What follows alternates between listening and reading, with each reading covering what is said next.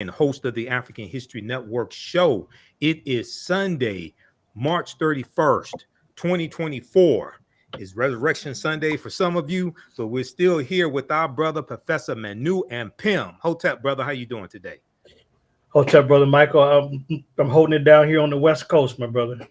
All right, he's on the West Coast, and we have a fantastic discussion planned for today. We were originally going to do this interview back in February of 2024, but we weren't able to do it, so we rescheduled it for today. We're going to talk about Professor Manu Ampim's new book, Volume 2 of A History of African Civilizations.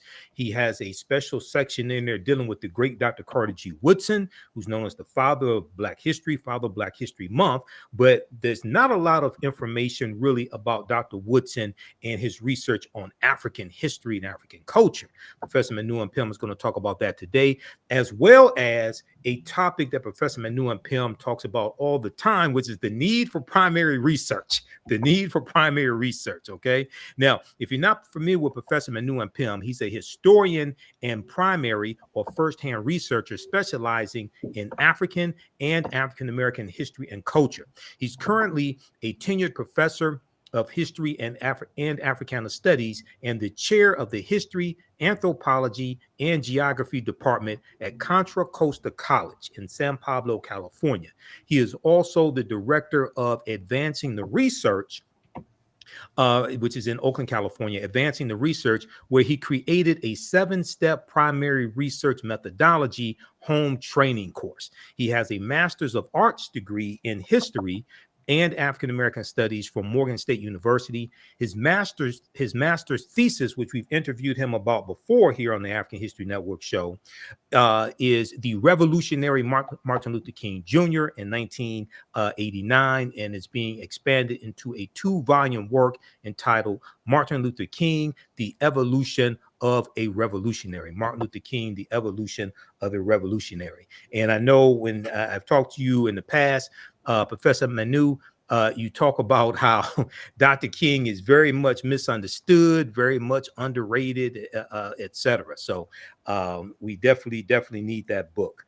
So when we talk about why don't you give us a synopsis of your book first? Let's start there. Why don't you give us a synopsis, a history of African civilization? Well, yeah, African civilizations. I appreciate that.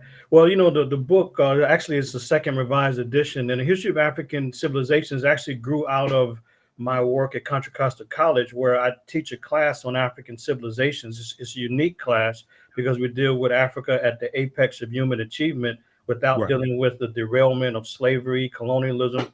We don't focus on that. And what I was doing is sharing with my students all of my firsthand research and articles, essays, slides, but that's not user friendly. So I created a reader, but I said, why create a reader for the class and not make it also available for the public? So the book grew out of my work on campus, and I wanted to make sure that I could spread what I'm teaching in the classroom as wide as possible to the public. So it's based on my 35 years of doing work in dozens of countries on African civilizations, but I wanted to also make sure that it was available to the public. So it actually is a text book, but it also is a book for the community, and people can even use it as a layperson because there's actually some lesson plans and resources at the end of each chapter. So the book grew out of that, and it's just a small part of what I teach, but it's what I teach nevertheless as we go and look at Africa from an inside perspective. And one of the great things, Brother Michael, that I've been focusing on is to make sure that I can attack and overturn the widespread information viruses that are out there. People know about computer viruses, they know about coronavirus, but there's information viruses, there's widespread misinformation that takes place. So my career has been to tackle and challenge this misinformation by doing the first-hand original research and making sure that people are not talking about, as they say these days, back in the day. Well, whose day? What day? Professors don't think that way. So we challenge this back in the day idea because nobody's held accountable. It's just, back in Africa, they used to do this. That's not good enough. So I bring not only the information, but the teaching and research methodology when we go to the sites and sources. So that's what the book attempts to do, and I think we've achieved, making that information and the methodology available to the community. Okay, now I know you're big on primary research. I know you teach a class on that as well. You have it at your website, advancingtheresearch.org.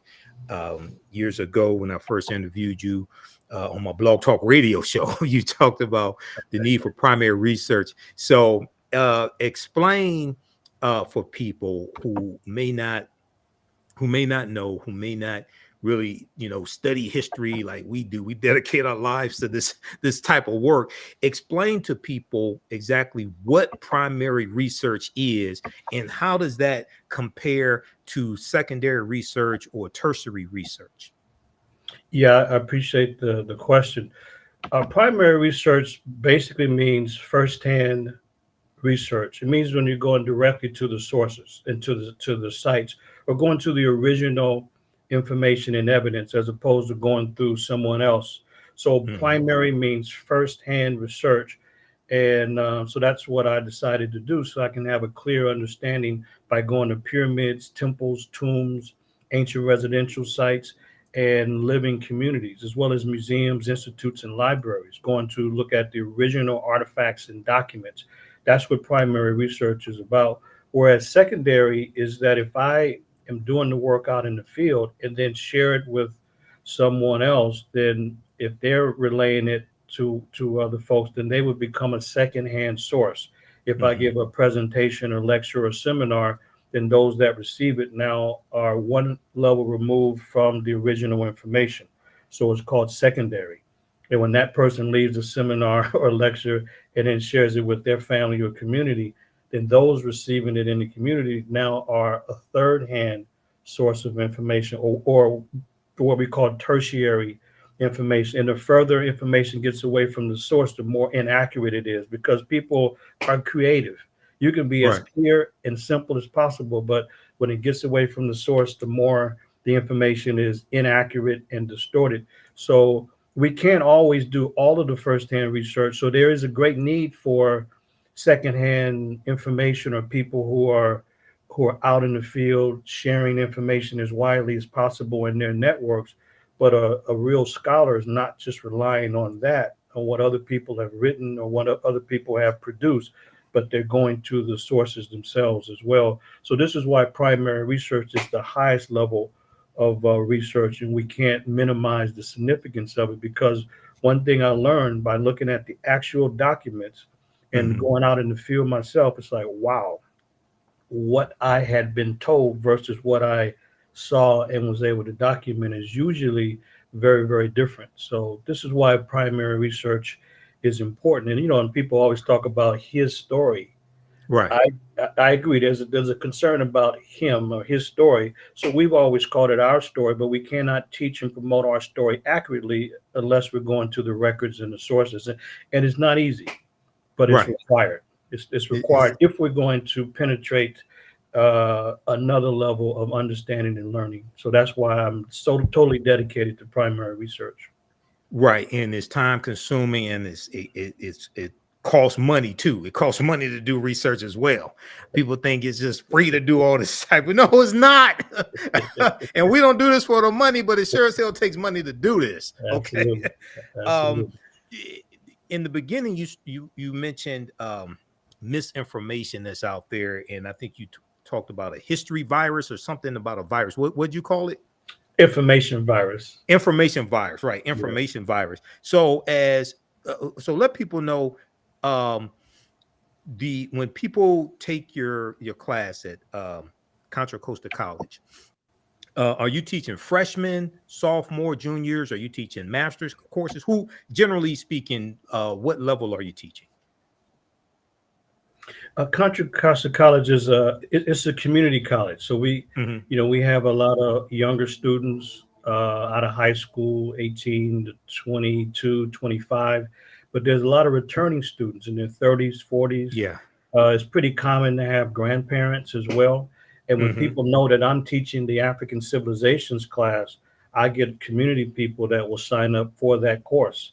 So they may not be a large percentage, but there's always older community people just taking that one class. And then we also, as I mentioned, we have older people as well. But if you look at the largest group, it would be a group in their teens, 20s, and early 30s. That's the larger group.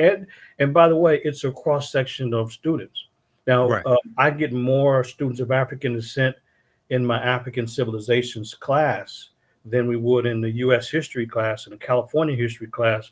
But it's a range of students. And, and one of the things too about if you're effective, and students are not just in the class to get a grade, that means that after the semester, when the grades are turned in and there's no incentive for them to be in touch with you, and when students come back and then they find me on social media, they're not even history majors, they're not even Right. African studies majors, they just want to continue to learn. And so that's when you know you're effective, because they can say anything during the semester. But after the semester, matter of fact, just this past week, one of my former students, he's now a football coach, and Okay. I was doing a talk on campus, and he said that, Professor, I just want you to know that I took your class around 2008. By that time, bodies change and facial hair and all that. So I didn't recognize it. I didn't recognize him at first, and then he gave me his name. I said, I remember that name. And then he sent me an old picture. I said, I remember. And so Brian, he said that it's because he took my classes that he decided to major in history, and that's been his discipline ever since. But Wow. that's what I get on a regular basis. And so you can, we're not in it for accolades. We're definitely not in it for the money or anything like that.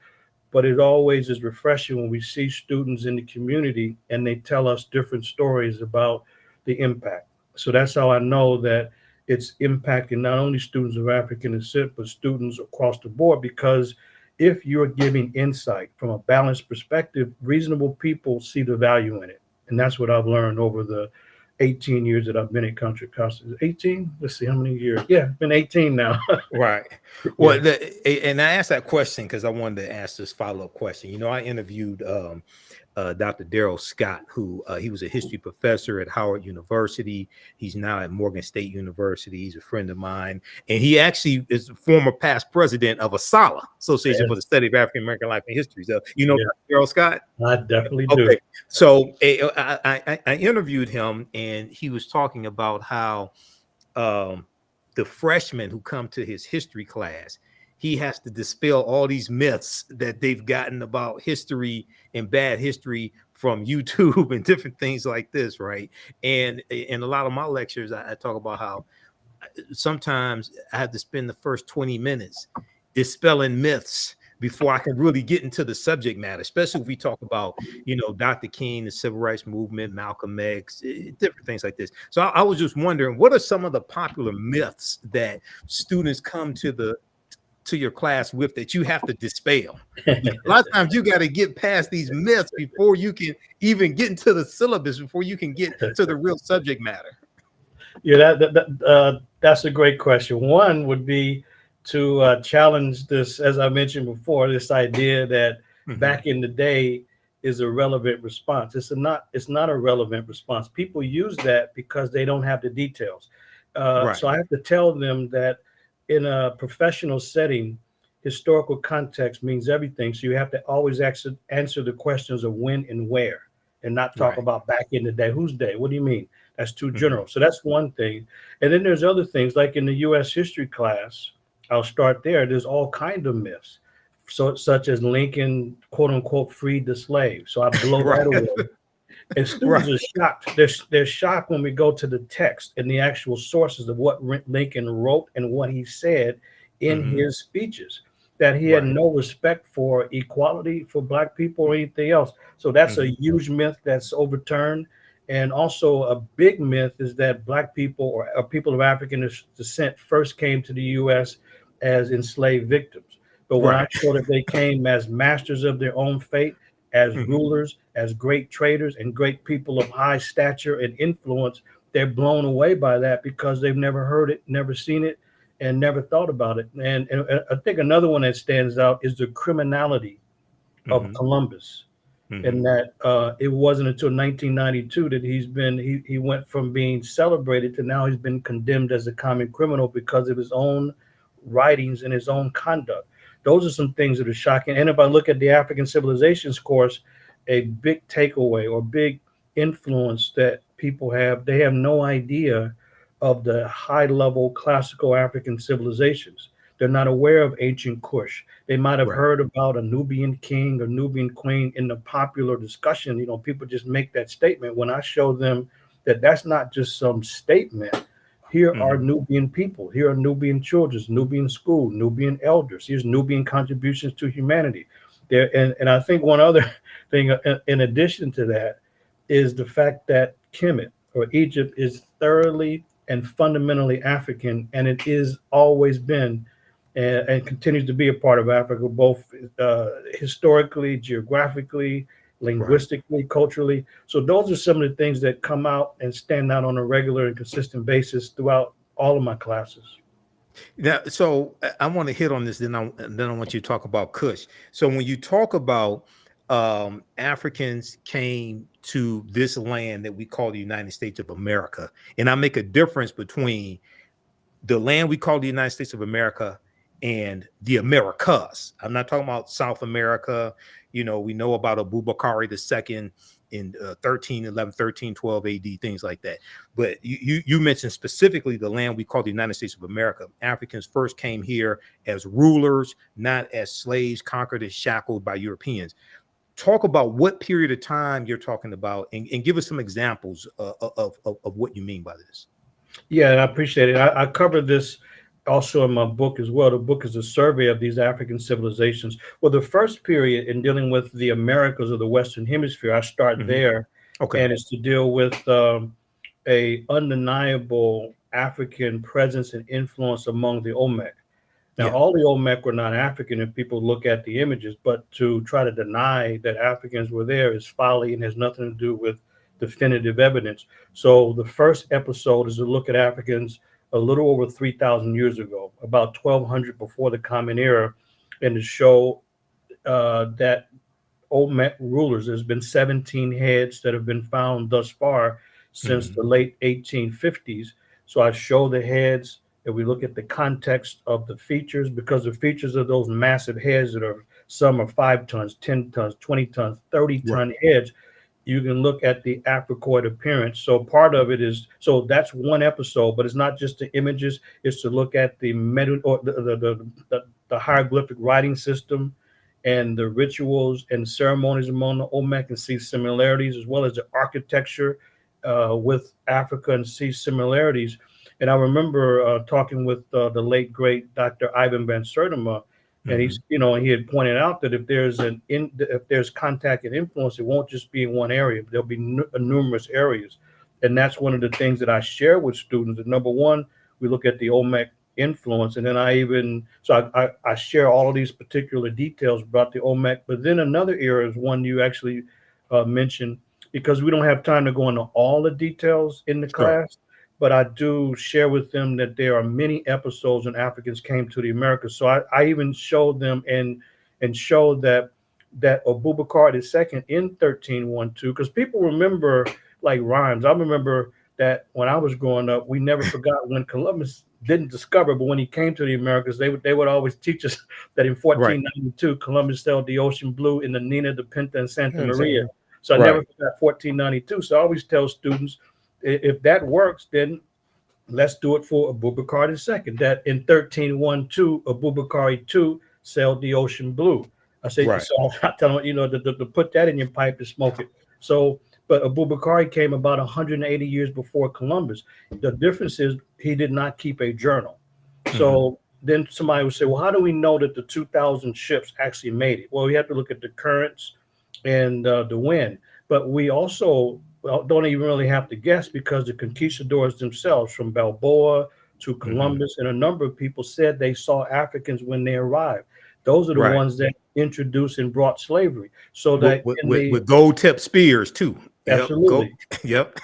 no question. And matter of fact, in the Darien region of Panama, that's the southernmost area of Panama, Balboa in 1513 clearly said that he saw two black men among Mhm. the native people. So people say, yeah, but they're just descendants of slaves. That makes no sense because chronologically, Balboa is the first conquistador that brought slavery. But what we learned from the records is that Africans in that region were distinct and separate from Native Americans. It seems as though that they had some differences and conflict. So they had their own areas. And this is what, so the conquistadors are not looking for Africans, they're just describing their experiences. So then the question, well, how would conquistadors or Spanish know the difference between Native Americans and Africans? And so, well, that's pretty easy to discuss, is because the Africans controlled Spain for almost 800 years. They know exactly what Africans were. About the Moors. Yes, Moors, absolutely.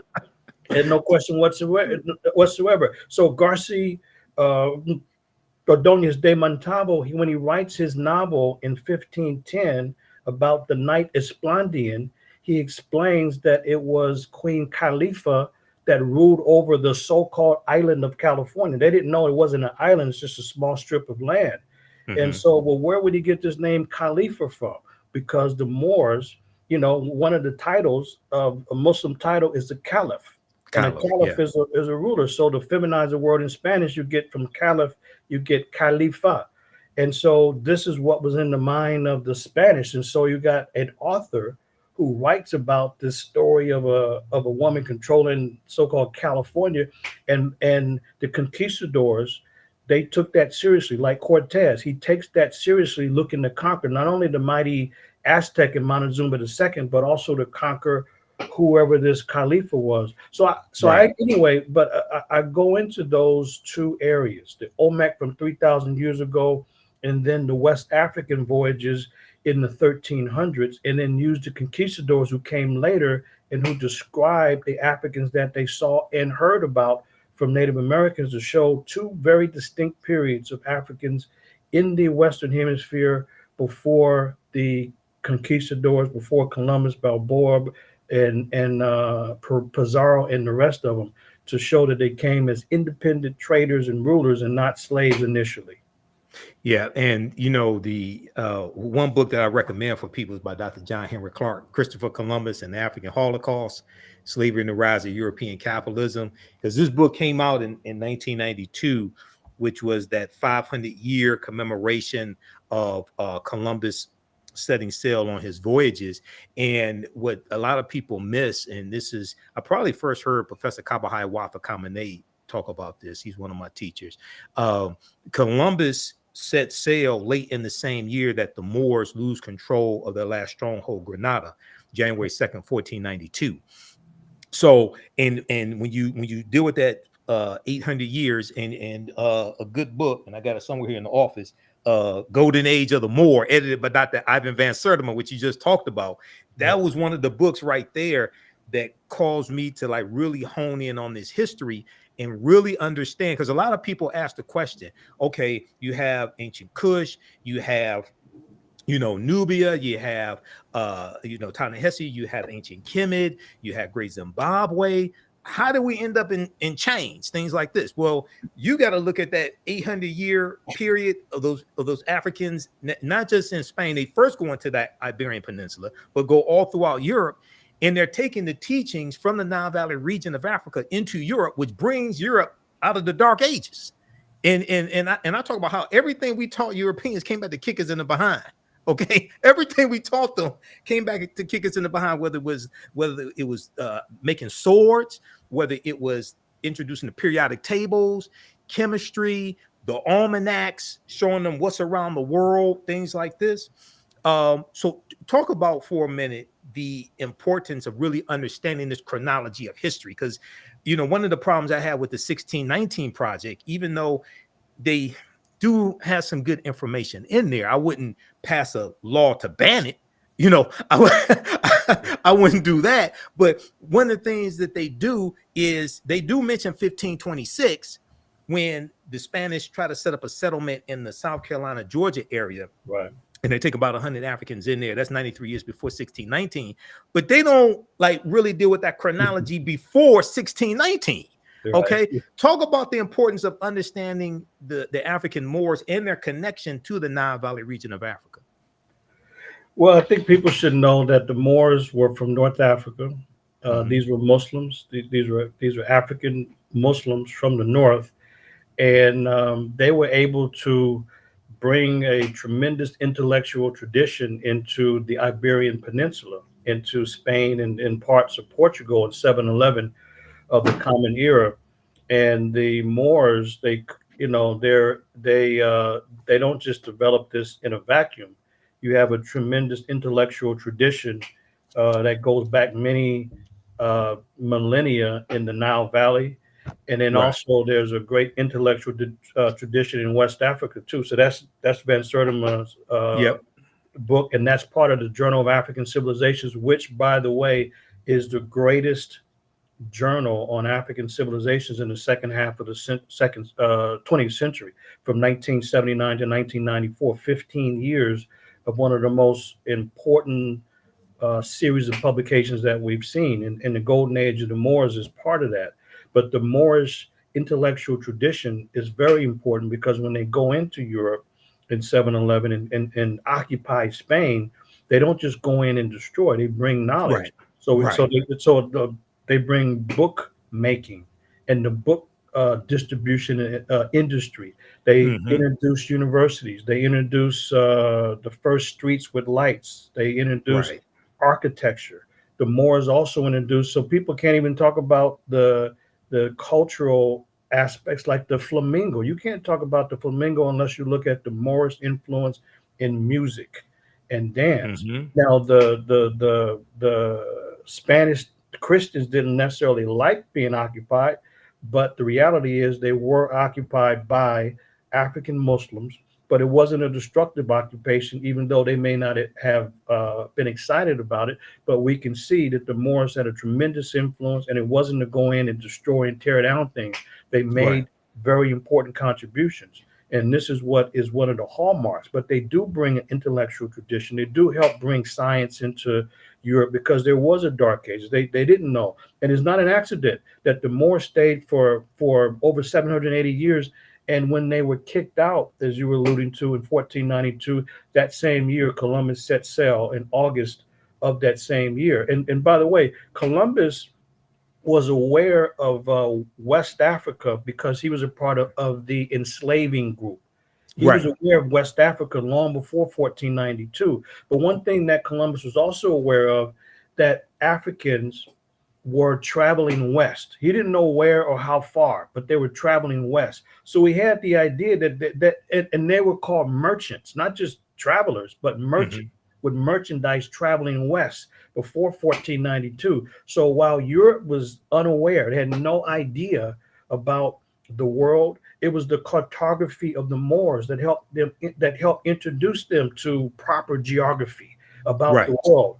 And so Columbus, yes, he was a risk taker. In Europe, they thought the world was probably flat. That's why it was difficult for him to get funding. But Ferdinand and Isabella finally came together and they pushed the Moors out, but they also financed Columbus's first of his four journeys. They figured it was no big loss because they weren't going. They sent Hmm. him and 3 ships and 90 men, and they figured that, well, if he falls off the side of the earth, then there's not a big loss for us. And but that was very significant that in 1492 he takes the voyage and the world has not been the same, not because he discovered anything, but because of his ruthlessness. It was Correct. him who introduced slavery in the Americas. It was Columbus that introduced the slave trade. It was Columbus that introduced the scramble for the Americas. Hmm. Before that, and then right after he comes and takes 25 Taino back to Spain, victims, to so-called civilize them and to teach them Right. Spanish and to show proof of a so-called successful voyage. Columbus was geographically challenged. The man thought he was in India, so he called the people Indians. He had no idea he was in another part of the world. But the problem is that as soon as he goes back to Spain, word spread throughout Spain, but it spread throughout Portugal that he had found supposedly a new route to India. It Hmm. wasn't he didn't reach India, but nevertheless, that's when they decided that they were going to take, they, meaning the Spanish and Portuguese, were going to steal whatever this new area was. But the Pope had to step in and broker a treaty called the Treaty of Tordesillas in Tortoises, 14, yeah, 1494. in June 7th, 1494. 1494. In Yes. 1494, absolutely. So Hmm. they carved up the entire area, and they didn't even know where the hell they were. They just started. They said, "Look, we know West Africa, so let's go so many leagues based on his 10 weeks, so many leagues to the west to try to figure out where he landed." They thought he was in islands near India. So anyway, the treaty actually divided all of the Americas, and Right. Spain got the western portion, and Portugal got the eastern portion. But the bottom line is that it split South America, and that's why in Brazil people officially speak Portuguese because of that treaty. But nevertheless, the Moors and the African voyages before that, and the map making and the cartography had a definite influence on Columbus taking the risk. It was a risk for them because they had no one in the West had tried that before. Yes, the Vikings had come, but they Hmm. had not tried the southern route of Columbus. So it's a lot that is there. But the bottom line is that these are very, very important episodes of a fundamental influence of the Moors. And by the way, the Spanish were absolutely impacted by the Moors. They called people Moors, which is short for Blackamoor, uh, Right. and they called the women Mora, More for raw. example. Mora, to feminize it. So, and then people with names like Maurice and Morrison, that's Yep. that's an influence of the Moorish influence by name. So it's quite Correct. a contribution that the Moors made to provide a foundation for for the modern European growth and development out of the Dark Ages. Absolutely. We can see the impact. Dr. Jose Pimenta Bay talks about how we can see the lasting impact of the African Moors in the language in Europe, words in European language, Maurice, different things like that. This is in reference to a Moorish boy, in their architecture. Also, he talks about in their bloodline. So they're changing the complexions of a lot of Europeans in Spain and Portugal, to a lesser extent in, say, England, because that's further west from when they're going in from Morocco right into the Iberian Peninsula, Spain and Portugal. But we see this, we see them go all throughout Europe, and he talks about the word Schwarzenegger, like Arnold Schwarzenegger, where Right. Neger is Austrian and German for Negro, and Schwartz is in reference to dark or swarthy. Okay, so and you study Arnold Schwarzenegger, he comes from Austria. In the bodybuilding world, he was known as the Austrian Oak. So you go and you look at that history, and they lay out a lot of it here in the book that we mentioned, Golden Age of the Moor, edited by Dr. Ivan Van Sertima. And there's so many scholars that have essays there. So that shows you the connection between the Nile Valley region of Africa, and also some of the Moors, to a lesser extent, come from West Africa. There are different waves that go in, over the hundreds of years, but to a lesser extent, West Africa. But you see, they're taking the teachings from Africa, which was the continent of knowledge, and they're taking the light of Africa into the dark continent, Europe, which was in the Dark Ages. Okay, so and so we're taught to look at Africa as the dark continent, when really Europe was the dark continent. Europe was pushed into what they refer to as the Dark Ages, 476 AD, when the Vandals and the Visigoths crushed that western portion of the Roman Empire. And then you have hundreds of years of civil war and strife and famine, different things like this in Europe. So we have a lot of this history backwards.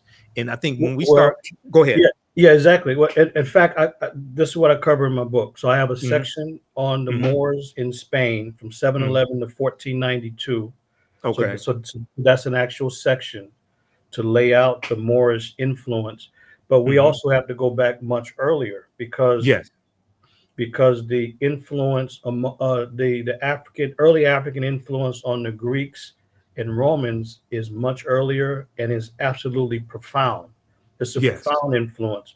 And one thing that people should know is that when the Greeks came in the 4th century before the Common Era under Alexander of Macedon, and Hmm. they came in as political invaders and took over classical Kemet, or so-called Egypt, the Greeks did not claim that they had originated this information and knowledge that people think that they're giving credit for today. So Right. in astrology and astronomy and medicine and religious rituals and mathematics and geometry, the Greeks did not claim this at Hmm. all. This was done by scholars at the University of Göttingen in Germany in the late 1700s and early 1800s. They're the ones that rewrote the history of the world, and they took the ancient model and replaced it with the Aryan model. But if we look Right. at what the Greeks and Romans did, it was unusual, where they politically conquered the civilization of Kemet, but they culturally were following the practices of those that they conquered. This is very unusual. People usually they impose their language and their political structure. It was the opposite. They were imitating African ceremonies, imitating African rituals, taking on African ceremonies, worshiping African gods, marrying African women, and so forth. That's what Yep. they were doing. But when they came, the civilization was already gone. It had disappeared, but they were imitating the early African civilization, and they did not claim, the Greeks and Romans did not claim that they created any of this. Like Lucian and Diodorus and Herodotus and Right. Homer, they give great credit to Africans. Not once did any of them claim anything that they were the originators of. So it's very important to know that that the early African influence took place over 2,000 years ago, and then what we would discuss, the Moorish influence, is another episode of a fundamental and a profound African influence upon Europe, because the Greeks did not, like, for example, even during the classical period, they Hmm. did not have libraries. Even then, they didn't have Socrates, Plato, Aristotle. They didn't have libraries. All of a sudden now, Alexander invades Kemet, Right. and they didn't go in and start, quote unquote, building libraries. You don't start building institutions abroad that you don't have at home. And Correct. so this is one of the important things for folks to know. So there's libraries in temples throughout Kemet. You can see the lot. So when I'm leading tours, we go inside the temple and you see where they kept the scrolls, the libraries. And the Greeks came around and they start, as I mentioned, imitating African practices. And you can tell the difference, because when they come in, they don't understand it. They are trying to duplicate, but it goes from high level art and execution to crude, clumsy, and incompetent imitations. And you can see the clumsy, and incompetent imitations in the outrageous paintings, and then it's just drawing. It's not spiritual anymore. It's just drawing. And it's like, for example, you have people with two arms and I'm sorry, two left arms or Two left two arm. right hands, because they don't know what they're doing anymore. And so this is what's happening. But nevertheless, the influence was profound, and this is why I wanted to do the book, the second edition, and add a little bit more, because we got to make sure that it's very, very clear that a lot of the contributions that people think are European or Greek are not. For example, chemistry. The Hmm. original word is Kemet. We can look at the Right. etymology or the history of the world word, and I put the etymology in that, and also wanted to make it very clear that a squared plus b squared equals c squared, the square of the hypotenuse. This is clearly documented by the Africans on a scroll that's in the British Museum. That this has Right. nothing to do with Pythagoras. So the Pythagorean theorem, a squared plus b squared equals c squared, geometry that every 10th grader has to learn, this is made up. But this was fabricated by those outrageous scholars in Germany in the late 1700s, who rewrote the history of the world with no new evidence or data, and they took the Greek and Roman texts and turned them upside down and dismissed them, because they had no problem giving Africans credit. And that's why people should read the Greek writers. They not once did they ever disparage Africans. They gave them high praise, even so much to say Herodotus says that the best looking people in the world were Ethiopians. He's talking about Kushites. Usually the people think Hmm. they're the best looking, but they Right. said no, Africans were the best looking. So that's how much credit they gave to Africans in the early period, going back a couple thousand years. Yeah, a lot of this really gets turned around in the 1700s and especially in the 1800s when the Western world discovers ancient Kush, and they are astonished by the civilization that was built and didn't want to credit that civilization to what they called Negroes. Um, Talk for a minute about ancient Kush and in that conversation, because from my understanding, Kush was more of a region than a country. It may change at certain periods of time, but it was more of a region. But you also have what we call ancient Nubia or Ta-Nehisi. So talk about those for a minute, please. Yeah, I appreciate that. Well, one of the things that gets distorted is that the vast number of people, they are using the anti-African archaeologist George Reisner. Hmm. And Reisner had warped racial beliefs. So he did field work from 1907 to about 1932 in Egypt and Sudan, the Northeast African corridor. And the further he went south, the more disturbed Reisner was because he saw black skinned people and clear evidence of an African civilization complex. So Reisner began to distort and misrepresent what he was finding. And he was really frustrated because he was there with the absurd mission of looking for a white queen and couldn't find one. So Reisner, he's on a mad search for a white queen. So he's fabricating information. So the further he went south, he's seeing Kushites, but in his mind, he can't give credit to them. He said that these people were incapable of these kind of developments. So he's Right. mislabeling them. So what's happening now, and people are running with the ideas and the chronology of an anti-African racist, and everyone agrees to that, but people still use his framework. How could that make sense? His framework is based on the fact he can't give credit. So what happens is that the older civilization of Kush came first, Right. and then Nubia, and then Kemet. But Right. Reisner does not give credit to the older version of the older original Kush, and that's what's the most ancient part.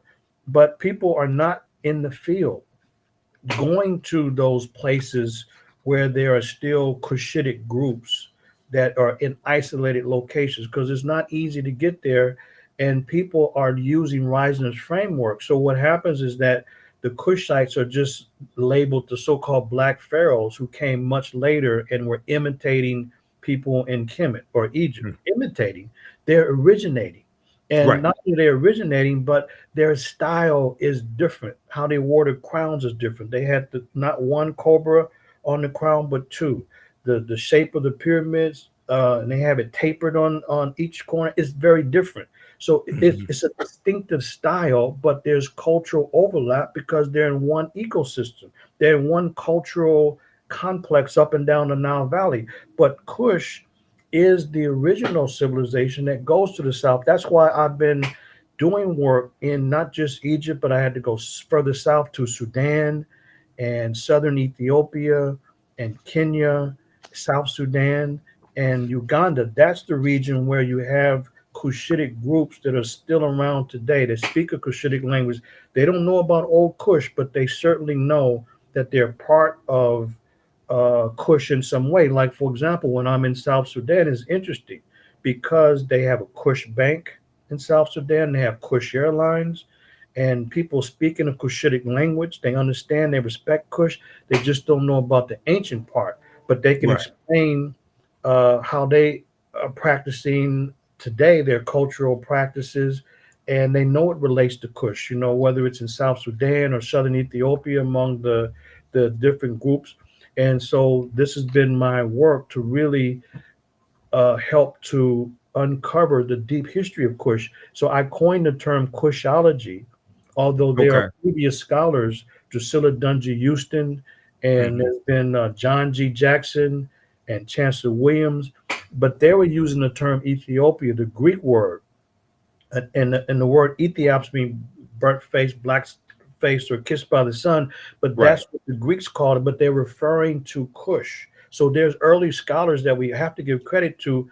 And so what I did, I coined the term Kushology in order to define and explain the field work that I continue to do in an area because Kush is the oldest, and we don't know that much about it because it's difficult work in the field, and we have to have the right framework in order to understand it, because there are so many groups that have words and terms and practices that link directly back to Kush, but it's either ignored or the practice is mislabeled. So for example, I remember on Facebook, when was this, a couple of years ago, I was showing that the people at the Louvre in Paris, they don't know what they're talking about. They've labeled some Kushites as Nubians. Now we know Nubia was a high level culture in the past, is a great group and cultural group today, but they labeled the Kushites as Nubians, but we know they're not Nubians because of the cultural markings, not scarification. That's a European assessment of it. It's better to just call it cultural markings. And the cultural markings of those in South Sudan, for example, are very distinctive from other groups, and distinctive from Nubians. So when you have cultural markings across the forehead, it's very specific. When you go to South Sudan, it's very clear that they're Nuer, Dinka, or Mandari. And they'll tell you, the elders will tell you that no, because this one dips a little bit, or this one, the cut goes to the ear, and they're very distinct. This one is from Rubik, this one is from Ural. They'll tell you the regions of where this person's from by the cultural markings, and you can see those cultural markings in antiquity. These are Kushites, but then they're mislabeled as Nubian. Difference because you can't know from a photograph or a general description. Go there and see. You know what I mean? And so that's what I've been doing to really, and to understand the roots of ancient Kush. Okay, now and then go ahead. Okay, you mentioned the Mandinka. You said the Mandinka, right? The Mandari.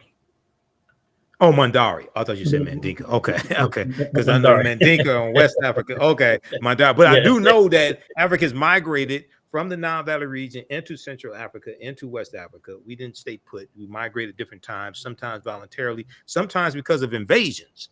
Because I interviewed Professor James Small 2023, I think it was, and one of the things that came up in the conversation is Africans being pushed southward and then also into Central Africa and later West Africa when you have Arab invasions. After Arabs conquer Egypt, 642, Common Era, and then you have subsequent subsequent Arab oppression, things like this. You have Africans that are going to going to migrate. So we didn't stay put. You talked about. If I can say this too, Brother Michael. Go ahead. The other, yes, that's one reason for migrations. It's invaders, and for political reasons. The other reasons for the migrations is changing weather patterns. Yes, because there's an ebb and flow in weather patterns. Because when I work with a NASA project, I studied the ancient weather patterns, and those also dictate migrations to not only to West Africa, but there's migrations also to the east as well. Like folks won't necessarily know that there's a branch of the Nile River called Wadi Howard. The Wadi Howard branch cuts across Africa and empties into the Atlantic. And you can see that from the aerial photography, from the remote sensing. You can see the actual channel of the Wadi Howard branch of the Nile. And so that's very important, because then that would indicate where there would be settlements at. Right. And so forth. Yeah, I just wanted to mention. So yes, in addition to what you said, there's the weather-related forced migrations too. Yeah. You talked earlier in our conversation today, and those just tuning in, we're speaking with historian Professor Manu Ampim, and we're talking about his book, A History of African Civilizations. And we're also going to talk about Dr. Carter G. Woodson, the father of Black History Month, and the father of Black history in just a minute, because he has a section in volume 2 of his book that deals with Dr. Carter G. Woodson and Dr. Carter G. Woodson's research in Africa, dealing with Africa, African history, etc. And we've also been talking about the need for primary research. Earlier in our conversation, and also the broadcast you did on your Facebook page, December 15th, 2023, which is one of the reasons why I reached out to you and said I wanted to have you back on the show to discuss to discuss your book. You talked about the short statured Africans, okay, also known as the Khoisan, some refer to as the Twa. Talk about them for a minute. And from my understanding, my research, they went all around the world. They circumnavigated the globe as well. Talk about those short statured Africans for a minute, please. Yeah, my book, A History of African Civilizations, it's pretty easy for people to think civilizations being spectacular cultures that built mighty monuments and structures and temples and tombs and pyramids, but that's just more advanced civilizations. The small stature people that are negatively called pygmy, we don't ever Right, use that word, but right. um, they represent the first Homo sapiens sapiens. Those Yes. that are the first anatomical humans going back to about 250,000 years ago. Not half ape, not half monkey, but flesh, blood, and bone human beings who could join us as a third person, and we wouldn't even take a second look. But those small stature people, we've been knowing about this because of the DNA research of Dr. Rebecca Kahn and her team going back to 1987. The Hmm. old bones have been found by the Leakeys and other folks in East Africa, but the DNA research supported that. And now we know that everybody comes from a single African ancestor. We know that there's only one type of human is Africans, and those small stature people, 4'8", 4'10", they're the Mbuti, the Ife, the San. Sometimes it could Hmm. be the Khoi and the The Khoi Koi. San, or Right. these different groups. And the small stature gave them an advantage because, first of all, in their mobility, also there's a less need for calories and so forth. But these are the people that stood up and taught us what it meant to be human. They're the ones who are the great ecologists that live in complete harmony with their environment. They're the ones that taught us the great ethical laws. So their position is an idea, and what rules in their society is do unto nature as you would have nature do unto you. And so there's no structure, there's no hierarchy, there's no chiefs, there's no kings. They're semi nomadic because they don't farm. They just forage, they hunt, they fish, and they'll stay at a place for a couple of weeks or so. And when they leave camp, you'll never know that they were there. So these are the people that really represent the first ones that taught us civilization, not the advanced groups. That's later, because Right. civilization, and I've defined it in the book. Civilization is peaceful and harmonious relations among people and between people and their environment. That's peaceful and harmonious relations among people and between people and their environment. Because at the root of the word civilization, the basis of it is civil. And when we have civil relations, we have peaceful relations. So those are the ones that live in harmony. And by the way, these small stature folks, they're not aggressive. They don't fight wars. They don't fight over ideology. So the Right. large aggressive people have put them at jeopardy. So all of these people, as they've migrated, because there's always push and pull factors. The push factors would have been the changing weather or the lack of resources now. And and everyone knows that animals migrate when the seasons change, whether it's birds, wildebeest, you name it. And so when the food supply moves, the people must move to survive. And the only way in which a group can be sedentary, they must be able to farm and they can create a storehouse of food. So that the small stature first Homo sapiens sapiens, yes, they migrated into certain areas, and in some cases in Asia, they did not change their physical appearance because the weather pattern is the same. You look at Right. the folks in Indonesia, in Philippines and other places, they're as Africoid in their appearance as anyone else, whereas others did change. In Europe, they changed. In Asia, they changed. They differentiated is what the term is, because it's the law is either adapt or die. But Right. these are the people that taught us these great laws of sharing and caring because they lived in plentiful environments, and they are the ones that have provided a tremendous foundation for civilized life and conduct. But what propagandists have done is overlook these small stature people and then say civilization means something else. So they can include Greek and Roman. So they'll say civilizations when you have farming, metallurgy, uh, cities, and a Yeah, writing. government and writing. And they Yep. and those five elements. Well, wait a minute. The problem is those are things, but they don't deal with the quality of relationships. It's like the Romans. They were very brutal. All they did was fight and enslave people. What's Right. civilized about that? Exactly. And so that's the distinction I'm making in the book, that you have real civilized folks, the small stature Africans that were the first Homo sapiens sapiens, and they represent the true definition of civil relationships as opposed to some contrived, made up, fake and phony definition that doesn't make sense. Like we're told that the origin of so-called civilization is in Athens, Greece in the 5th century before the Common Era. How could that make any sense when 80 to 90% of the people in Greece were not even citizens, had no political rights, couldn't even vote. And that was all women, the poor, foreigners, and slaves had no rights in Greece. Where in the hell is a democracy? It's not a democracy of the people, for the people, by the people. It's a democracy for the few. This has been Right. a bogus presentation to the world to say that the Greeks somehow created civilization when they were anything but civilized in their conduct towards the people in Greek society. And besides that, all they were doing fighting all day long. Right. So this Exactly. is what has to be looked at to separate the facts from fiction.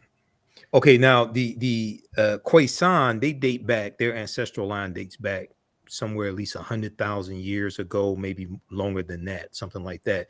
Now, the Khoisan, we know they go into the Philippines, they circumnavigate the globe.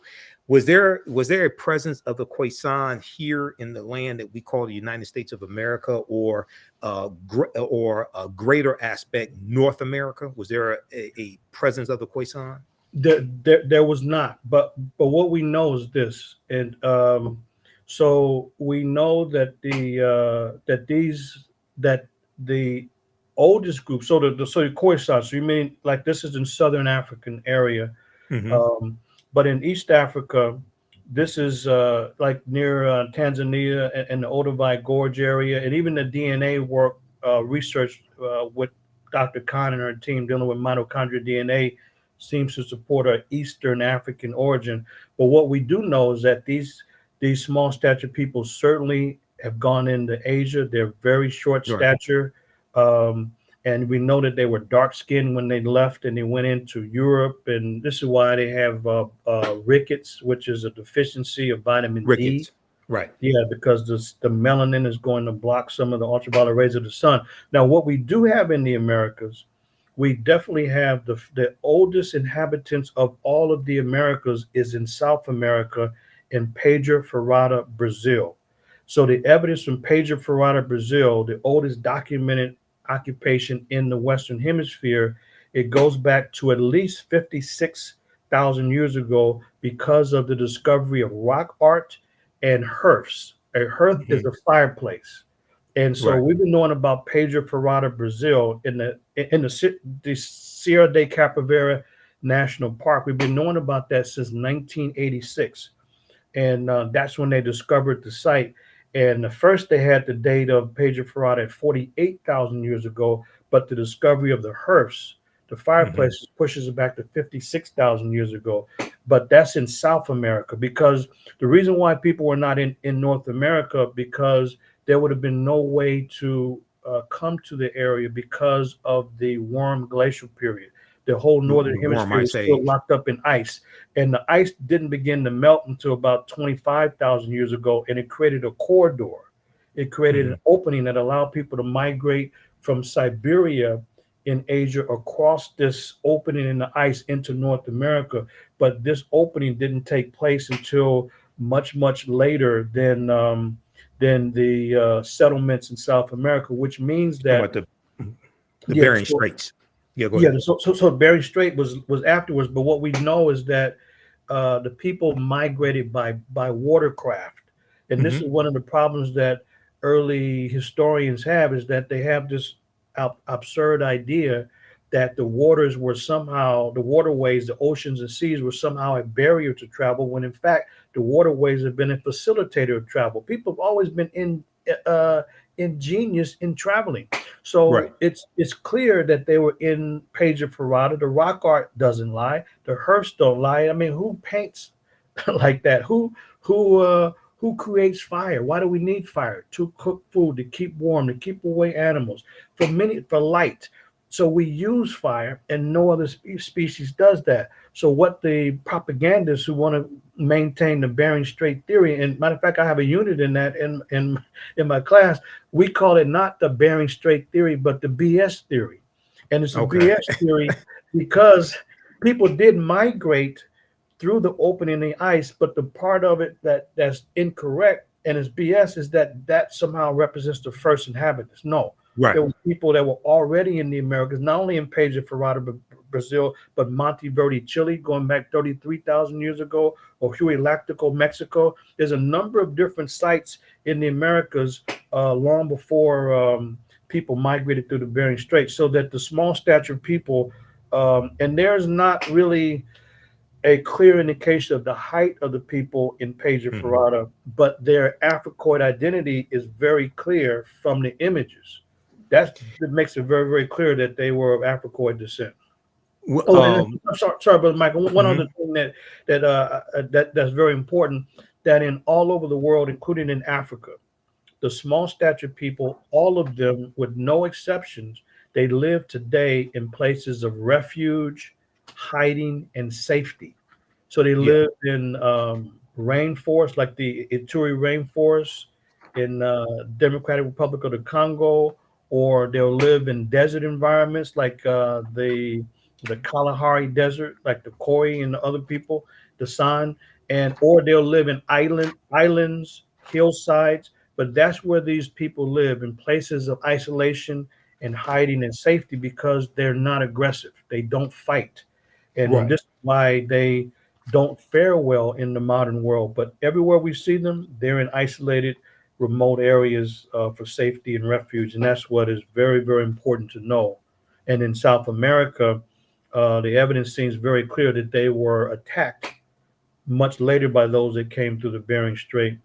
And people can find a documentary. It's called "Tracking the First Americans." Tracking the Tracking the First first Americans. Americans. That one is very well done because it's on the work of Dr. Walter Neves, Hmm. who's an archaeologist from Brazil, and those researchers, Professor Guidon, who Right. worked at the Pedro Ferrata site, so that they have some reference to what I'm sharing. Because I don't cover all of these details in my book, but in my class, we go into great detail about these migrations. There was an article from the New York Times that I use in my classes, and I need to pull this up because it talks about an African presence in Brazil, uh, and I forgot the name of that, and I'm looking for my file folder also, um, but it talks about the African presence in Brazil and is going back tens of thousands of years ago. Um, and, and let me see if I can try to find this. It's going back tens of thousands of years ago, but also you have in I think there was a presence in Tierra del Fuego in South America, the southern tip. The tip, yeah, Uh, Argentina. Uh-huh. well, the southern tip of South America. Right. I'm gonna see if I can find that article. Okay, so when you talk about Dr. Carter G. Woodson in your book as well, and you in the broadcast that you did December 15th, 2023, you talked about how Dr. Carter G. Woodson is left out of the conversation dealing with African history, um, African culture, things of this nature. But his last two books dealt with African history. He had African history background, and then he was working on another one. But he also had a book on African folklore, Right. African um, myths and folklore as well. Talk about Dr. Carter G. Woodson, who most of us know, co-founded the Association for the Study of Negro Life and History, September 9th, 1915. Created Negro History Week, second week in February 1926. Talk about his research in Africa, dealing with African history and culture. Yeah, that's one of the most important developments in the 20th century regarding African civilizations. Carter G. Woodson is very much omitted without justification from the focus and discussion on bringing African civilizations to the forefront. One of the things that Woodson did, I mean, he created his organization, the Association for the Study, at that time is called Negro Life and History. Now it's Association for the Study of African American Life and History. And Woodson began to do his work in the early 20th century. And when Woodson was around up until when he passed in 1950, his focus was increasingly on African civilizations. But from the time that Woodson led the charge to make the focus on history of Black people front and center, when he created the week in the second week of February 1926, Africa had always been a central component for Woodson. So and he's left out. So a couple of things that folks should know. He wrote several books on Africa. You mentioned African myths and folktales. That was one. The last two books he wrote was African Heroes and Heroines, and the last book is the African Background Outline. That was the last two books. Not only that, but the last three articles written by the great scholar who passed in 1950. The last three articles written by Woodson was a article series simply called Egypt, a three-part series, and it was called Egypt because for Woodson, the mission was to bring back the missing pages, the missing chapters, and the missing volumes of the Black contribution to U.S. and world history. So for Woodson, this was unacceptable that Black people had been written out of the story of U.S. and world history and contributions. So for him, it was to establish our humanity. So when Woodson is focusing on in his essays and his books and his presentations to his organization, when he's arguing that there has to be the missing pages put back into the story, he's not just talking about the experience here in the U.S. He's looking at a global experience. When he says world history, he means just that. But so when Woodson was around, not only is he writing about African civilizations in his articles, his essays, and his books, but even the theme of the organization. You look at the organizational themes, and you see a number of themes during the lifetime of Woodson dealing specifically with Africa. Since that time, the organization's moved away from Woodson's position on Africa. And the problem is that people don't even know. If they look at the journal of the journal, now it's a Journal of African American Life and History, but the Journal of Negro History, when that was founded in 1916, the very first issue is dealing with Africa. And not only that, but he has a team of writers who are focusing on Africa. So they from the very first issue of the journal, volume 1, number 1, there's several articles dealing with Africa, and they constantly did book reviews, and they're on Africa, not only from the first issue of the volume of the journal all the way through. But not only that, but even the bulletin. Later on, they created the bulletin of then it was called Bulletin of Negro History. Now it's a Bulletin of the Black History Bulletin. But in 1937, the very first issue, Woodson, as the editor, he has a big old picture of Africa on page 6, a big old picture on the very first issue. And in fact, all the way through, there is focus on Africa, and this gets left out of the scholarly discussion, and when scholars are looking at the Black history movement, they leave out Woodson and his unique focus on African civilizations. Like, for example, let me just give one example of what gets left out. So in March of 1939, the so-called Negro History Bulletin, which was designed and focused on for teachers, so that teachers can teach the students, this is what Woodson wrote. he says sculpture reached its first.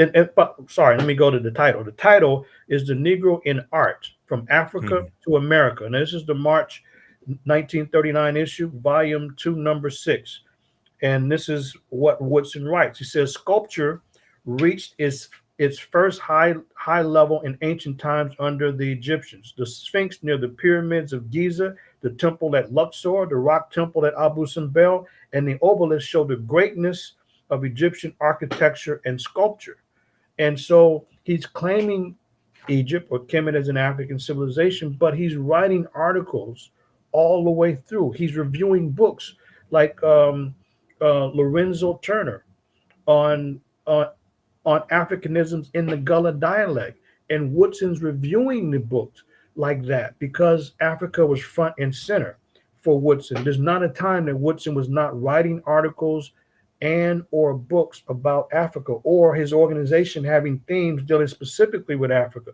What Right. what Osla has done, and you mentioned Daryl Scott, Mhm. he's one of the last persons defending Woodson when Woodson said that self-publishing is self-defense.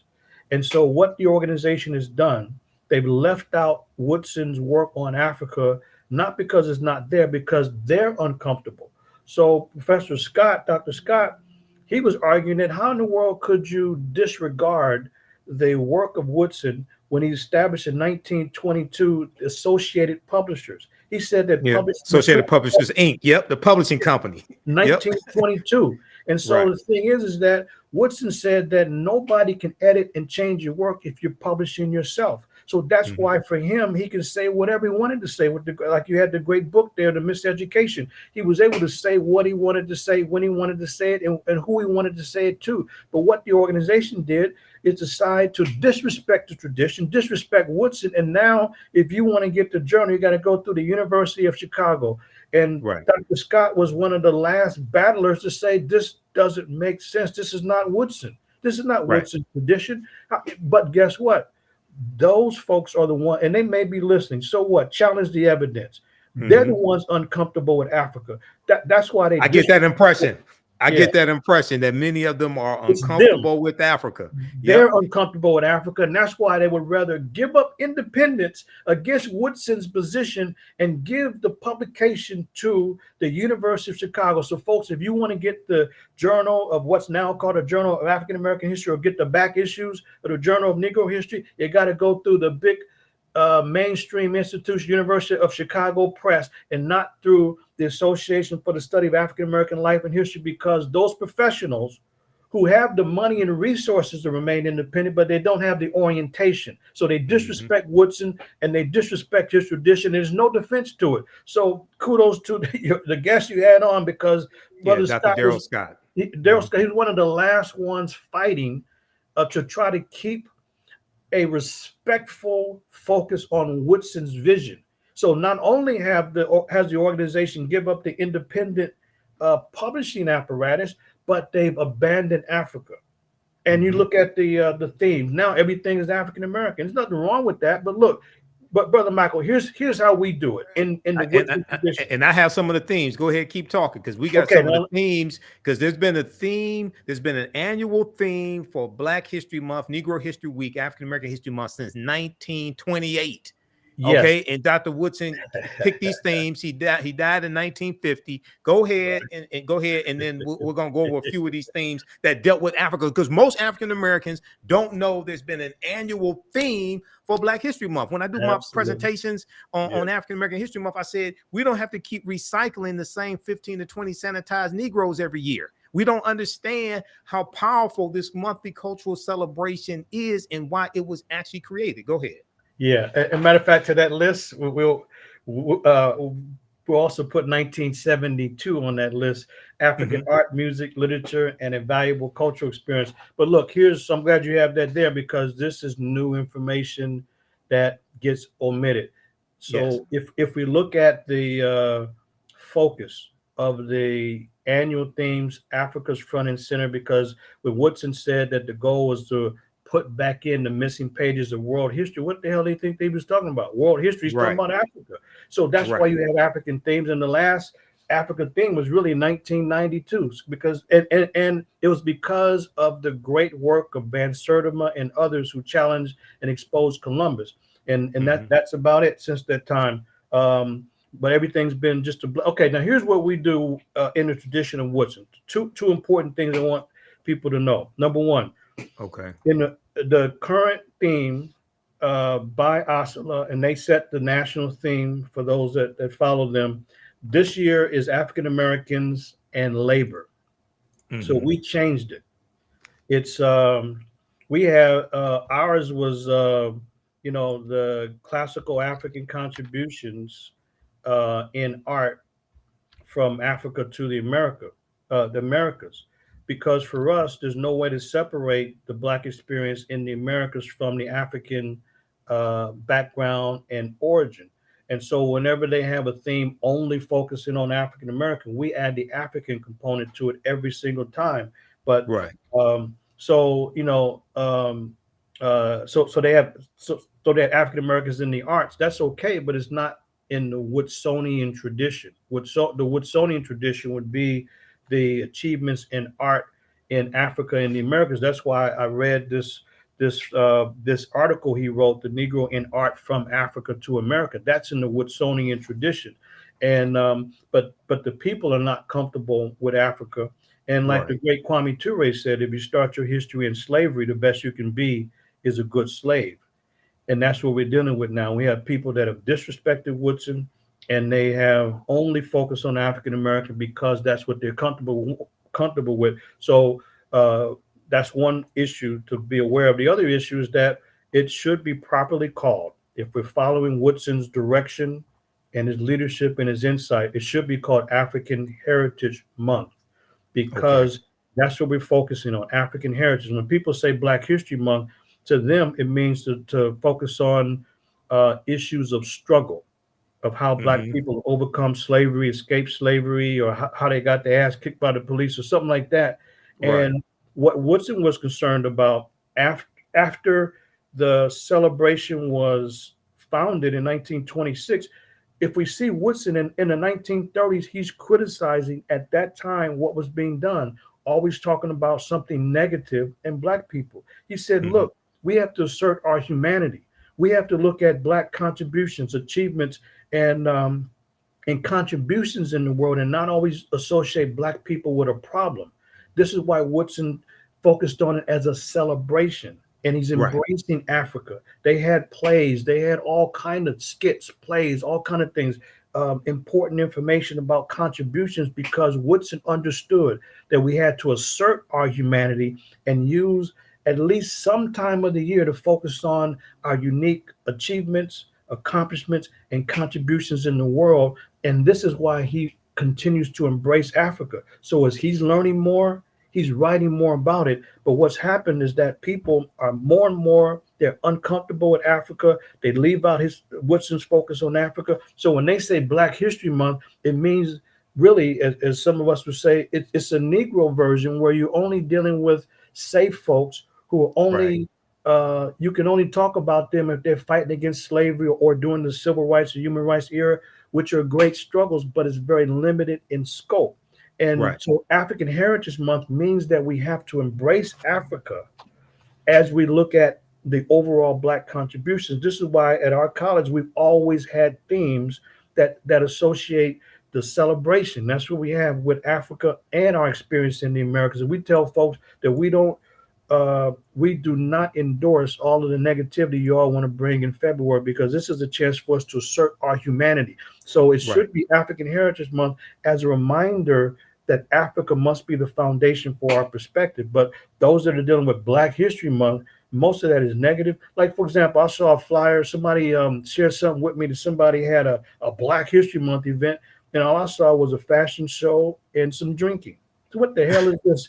But this is a Black History Month event. You know what I mean? Because it ain't got nothing to do with Africa, and it's got nothing to do with contributions to humanity.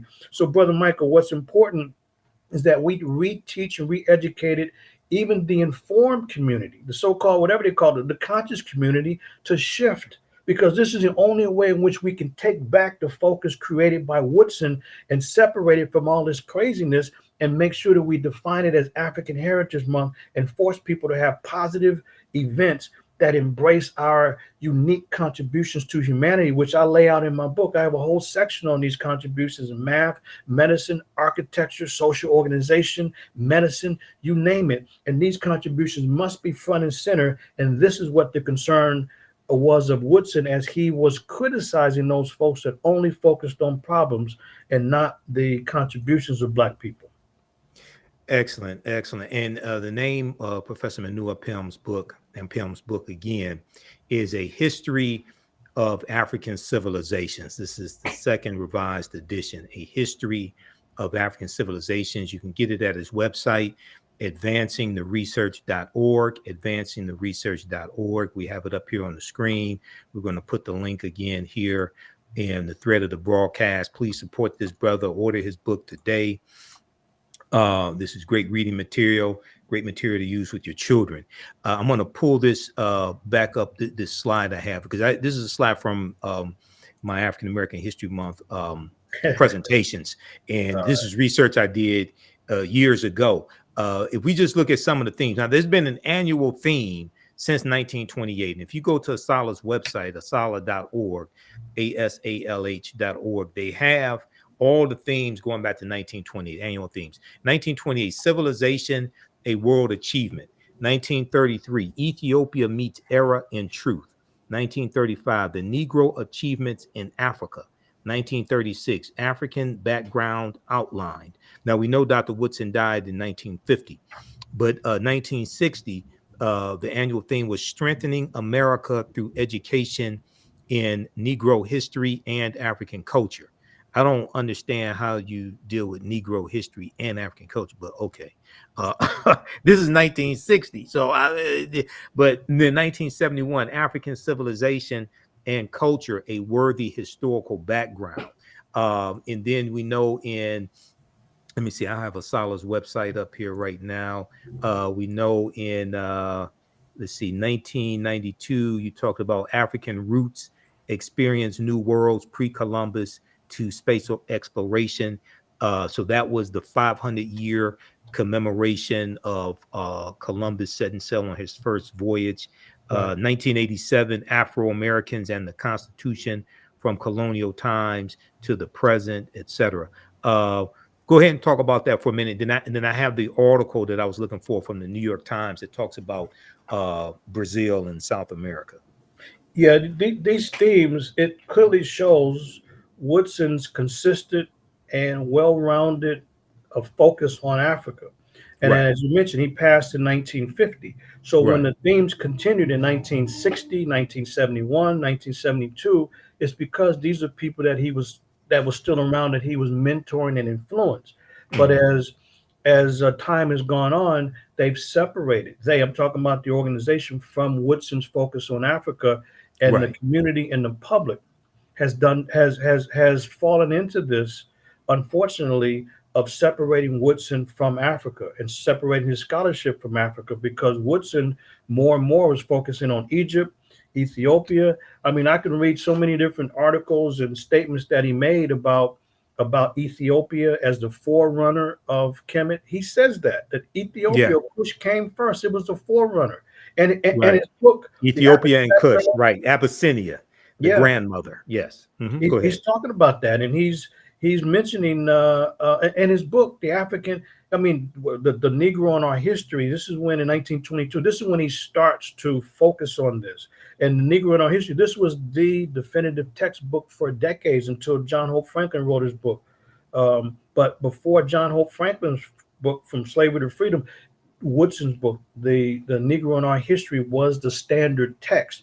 And so every aspect of his work, including the organization, you see it through the themes. You see Woodson's influence on Africa. But Brother Michael, we would never know that today if you read and listen to these scholars today. It ain't that the evidence is hard to find. Like you say, anybody can go to Oslo's website and see the themes and see the other publications. It's not difficult, but of course, now you got to go to the University of Chicago. You can get some of these early volumes and get the articles on. So this is why it was important for me in the second revised edition This is why it was important for me to to expand the second edition and include a chapter on Woodson to blow up the myths and misinformation that is across the board.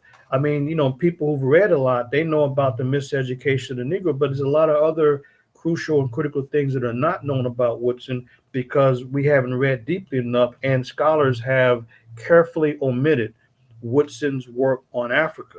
And that's why it's very important for me to get this information out. And when I've been doing presentations, people have been very surprised. Like for example, to show you Woodson's work, as he's the editor of the journal, so Journal of Negro History, Volume 1, Number 1, January 1916. Look, they have the first edition, first issue. This is what was impressive about Woodson. He wasn't writing alone. He had a team of writers that was making this contribution. So Monroe wrote a piece called "The Passing Tradition and the African Civilization." This is the very first issue. And then there's Stafford, who wrote a book, "The Mind of the African Negro, Africans, as reflected in this Proverbs." Then there is, and then there's a book review, another book review, "Negro Culture in West Africa." So you got this in the very first volume.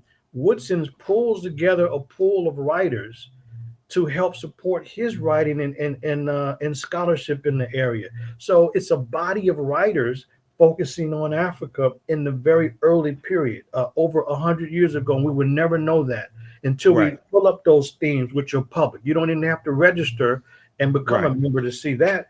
And then, and you got the journal, and there's the bulletin, plus there's Woodson's work. So this is why I added the chapter to the book in order to blow up this nonsense about the misrepresentation. You talk about the miseducation of the Negro. This is miseducation all over again by his own organization, miseducating people about their own founder.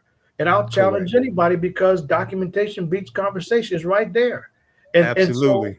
And this is a key. And you know what? This is the second time in my research that I found this. The first was when I was shocked to see that the biggest file that Dr. King kept was this file on Africa and the African liberation movements. So here you got two 20th century giants, and people around them have totally misrepresented the record because they're not comfortable.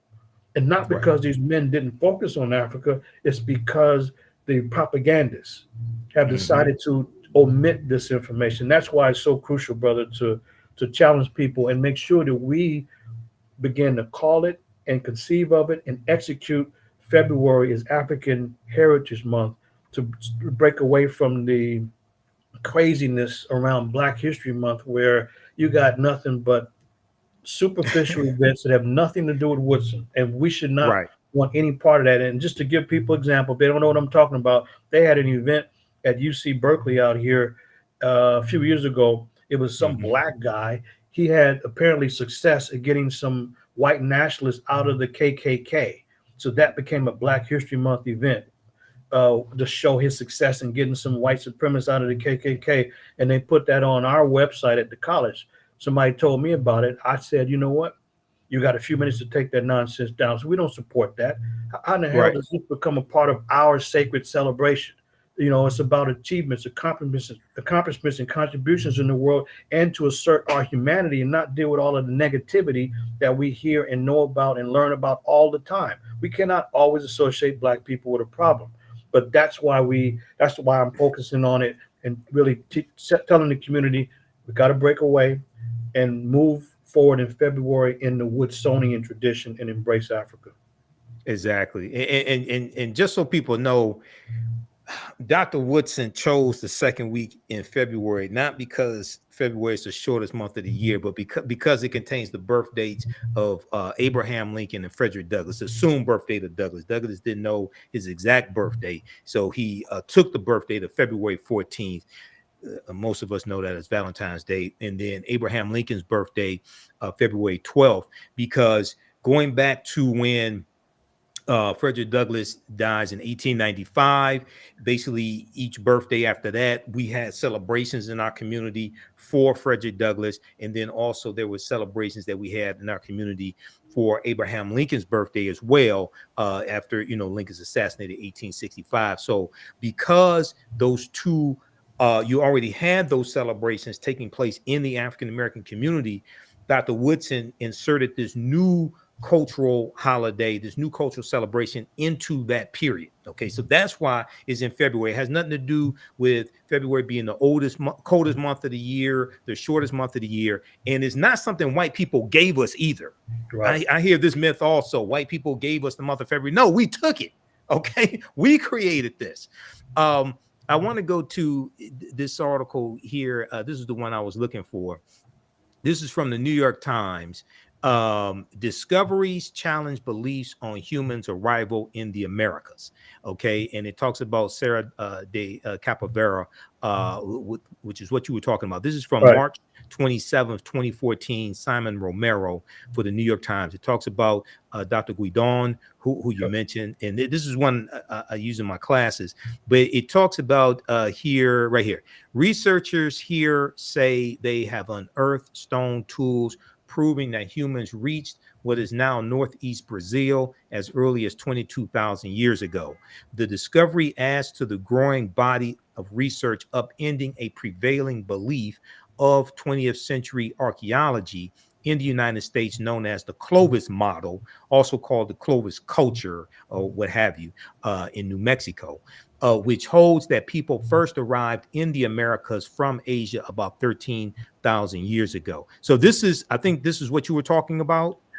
Partly, brother. Partly. The problem with this article is like Mhm. the articles that I share with students is that in mainstream publications, they are willing to admit the earliest or youngest dates from a site because an Yes. archaeological site, because of the different levels, the mainstream, first of all, they dismiss the evidence, but if they ever even acknowledge it, like at Monteverde, they'll deal with the top level and not the lower levels.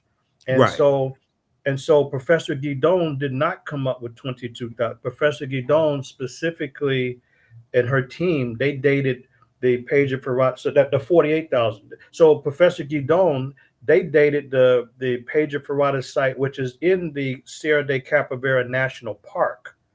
And so in the national park, Sierra de Capavera National Park, the page of Ferrata is 48,000 years ago. And that's before the charcoal at the hearth. The hearth, this dates it now to 56,000 years ago. So yes, it's the same site, but this article is mixing up.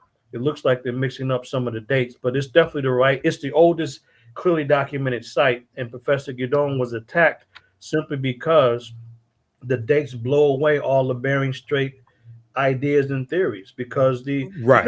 it's interesting, the scholars and scientists in Europe don't have much problem with the date. The people who debate the dates are those in the Americas because they've built careers on it, and so they are willing to fight and destroy anybody's career who has any dates before this 13, 14, 15,000 year barrier. So there's Right. many different sites, and Page of Ferrata is the one that gives them the most heartburn, and Monteverde gives them heartburn, and so does the other sites such as Puebla, Mexico. It gives them heartburn Pueblo, because Mexico. there's no way that they can dismiss this other than by claiming what can they claim? If somebody made a dating error? Wait a minute, these are professionals. What do you mean Right. a dating error? Prove the dating error. They can't prove the dating error, so it's then to question the motives. Right. Like they will question the motives of Dr. Virginia Steen McIntyre, who came up with the Huey, who dated the Huey electrical site in Mexico, and that site is very very old, and they question her motives and Right. said, "Hey, we're not going to publish this unless you take a zero off." So I'm not changing my dates, but this is Exactly. so. What it is that in this field, early American studies, it's people teach what's useful and not what's truthful, because they're Right. defending and fighting to maintain their turf and their hegemony and dominance in the field. They're not, it's not scholarship, it's not science, it's political, is what it Right. is. And that's why they dismissed the Serra de Capivara National Park, where you have the Pedro Ferrada site, the paintings, human remains, there's artifacts. Oh, well, those must be geofacts created by nature. Really? This is an absolute artifact. This is coming up with stuff. It's the kind of intellectual gymnastics and somersaults that the dishonest people who represent the BS theory are Right. The known Bering for. Strait theory. Right. Yeah, Now, they've destroyed a lot of careers by people who don't go along with it. Now, once again, for those that don't know, the name of this article, Discoveries Challenge Beliefs on Humans' Arrival in the Americas. This is from the New York Times, March 27, 2014, by Simon Romero. So though that 22,000 years ago, 48,000 years ago, who were these humans? Were these the short-statured Africans, the Khoisan? Who were these people? They wouldn't necessarily be Khoisan, but these were Africans, without a doubt. And this has been determined very clearly. So what I would share with people is a resource that I had mentioned. So if they don't read the work of Professor Guidon or Black and or the other archaeologists, then they should at least, and you can find it on YouTube, is Tracking the First Americans. And Tracking the First Americans. Yeah, that's a documentary, right? It's a documentary. It's only about an hour, because the first people who established the site in Brazil, they were attacked by a different racial group. You see battles through the rock art, and you see a different racial group, a different racial type, also found in the skeletal evidence as well. And so, but they may not, because people migrate in. That's a long migration. So what the people in Brazil would have come from, and what the argument and research shows, they would have migrated by watercraft from Melanesia or Australia. So they wouldn't have been Khoisan per se, but they would have been Africans. And in the early times, they were small stature, and they certainly would have come from that area by boat. And that's what the evidence leads us to at this point, that they were Africoid people who migrated in by watercraft. I just want to go to one more section here of this article. Dr. Guidon remains defiant about her findings. Now, also, just so people know, in this article, there's a video interview with her from the New York Times as well. At her home on the grounds of a museum, she found it to focus on the discoveries in Serra de Capivara. She says she believed that humans had reached these plateaus even earlier, around 100,000 years ago, and might have come not overland from Asia, but by boat from Africa. Talk about that for a minute, please. Well, I think it's important. So I have some articles.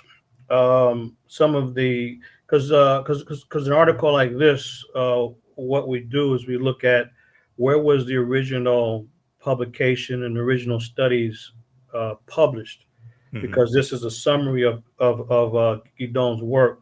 So Right. what I share with the students is some of the original writing, where she, because if a researcher is speculating about some dates, they know they're going to get attacked. Now, she didn't expect to get attacked, but she learned that that's what it was.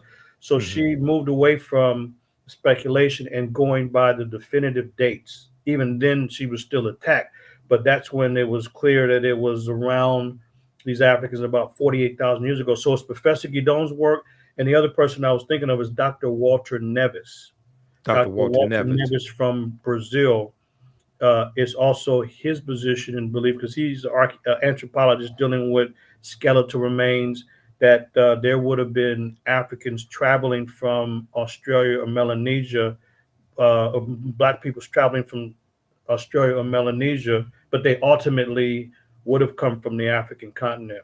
And that's what his argument is.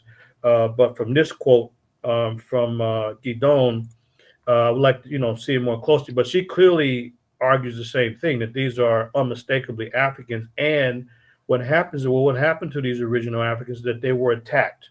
they were attacked and they were largely wiped out by what they were calling Mongoloid. This is a term that they were using, right? So the Right. people came in through the Bering Strait came later, and they largely wiped out these original Africans who were in Brazil. But the fact that the Africans are in Brazil, this is pretty well established by the archaeological record. The fact that these were two separate groups, clearly different in appearance, fighting, this is also pretty well established by the evidence of fighting and the clear artwork. You can clearly see it for sure that these are separate groups fighting. And so Nevis and Gidon, these are different researchers, different research teams, but through their own individual angles have come to the same conclusion that these are African migrants that were there first, going back 56,000 years ago. And Nevis and Gidon both, and this is upsetting to the Bering Strait theorists Yes, because it is. they're going by David Hopkins, because David Hopkins, when he wrote the Bering Strait Land Bridge, when he wrote his work in 1967 or so, that's when scholars started to then promote not just the Bering Strait theory, but the Bering Strait fact that people came in through the north and that no one else could have been in the Americas, because in their mind, no one could have traveled other than by foot. They didn't have the ingenuity or the creativity to travel by watercraft, which is absurd. The waters have never been a barrier to travel. They've been a facilitator of travel. And it's people in the U.S. who mainly have problems with it. But people in South America, scholars in Europe, scientists in Europe, they don't have the same issue. But the Americans, they do, because it's political. Because, and one thing people should know, why would somebody fight facts? Or why wouldn't they if they're the top of the class? That people have to buy their books.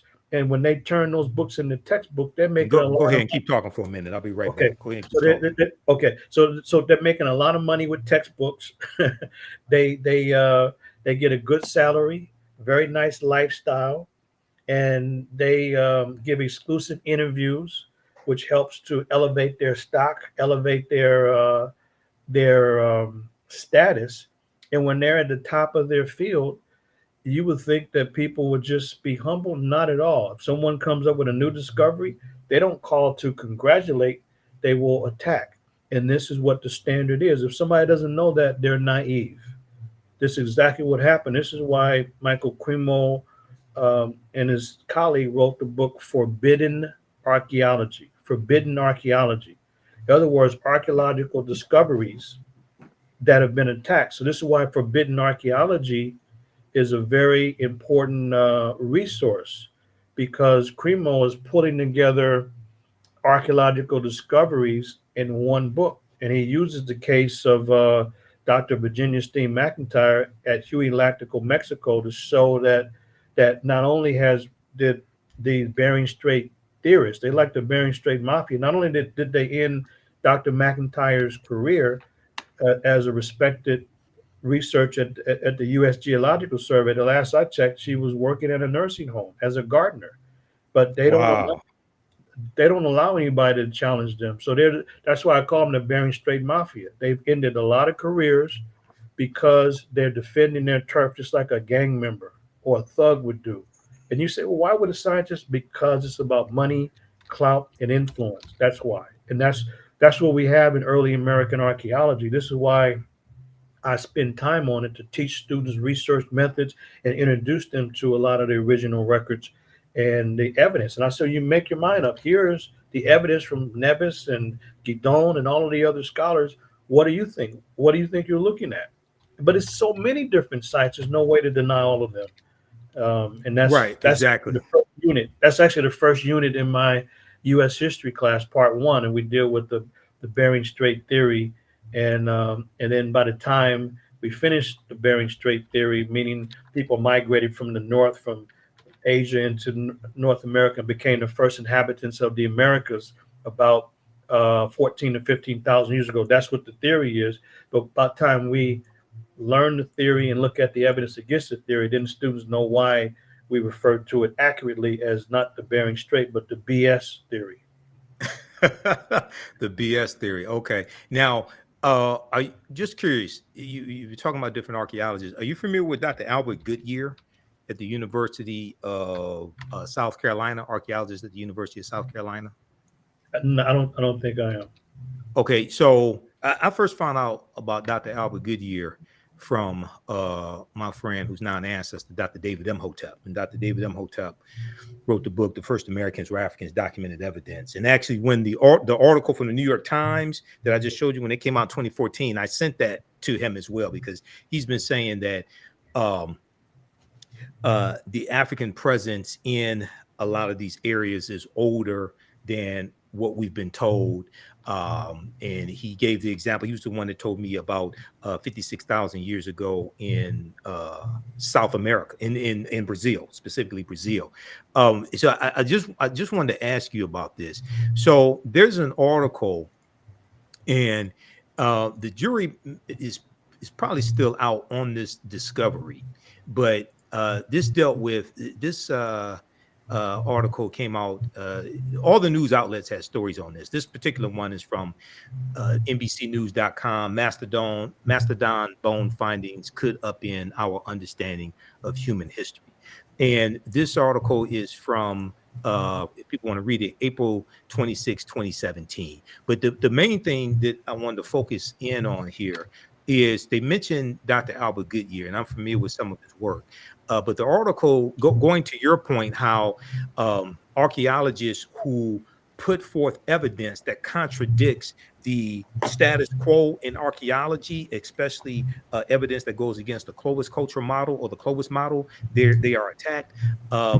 This article says, and the archaeology mainstream is very unforgiving of researchers who challenge the accepted dates, said Dr. Albert Goodyear of the University of South Carolina, who's been working to prove for years, FOR, for years, that stone tools found in a South Carolina site date to as long as 50,000 years ago. Now, Dr. Albert Goodyear is a white man, just so people know. He said, quote, there is a lot of ignorance and arrogance about just how little we know about the Western Hemisphere. And so he was not involved in this discovery in San Diego dealing with the mastodon skeletons. He said, these things are very controversial. Okay, very controversial. But he did say the discovery in San Diego is compelling. And let me see now. Okay, so just go ahead and comment on that. And the reason why I wanted to bring that up is because the discovery that he made in Allendale County, South Carolina in 2004, he and his team said they found 13 different types of evidence documenting a presence of humans here in this land. So it'd be the South Carolina, Georgia area. Going back, he said it dates back at least 51,700 years ago. Okay, but just talk about what he's saying when archaeologists present evidence that contradicts mainstream archaeology, how they get attacked.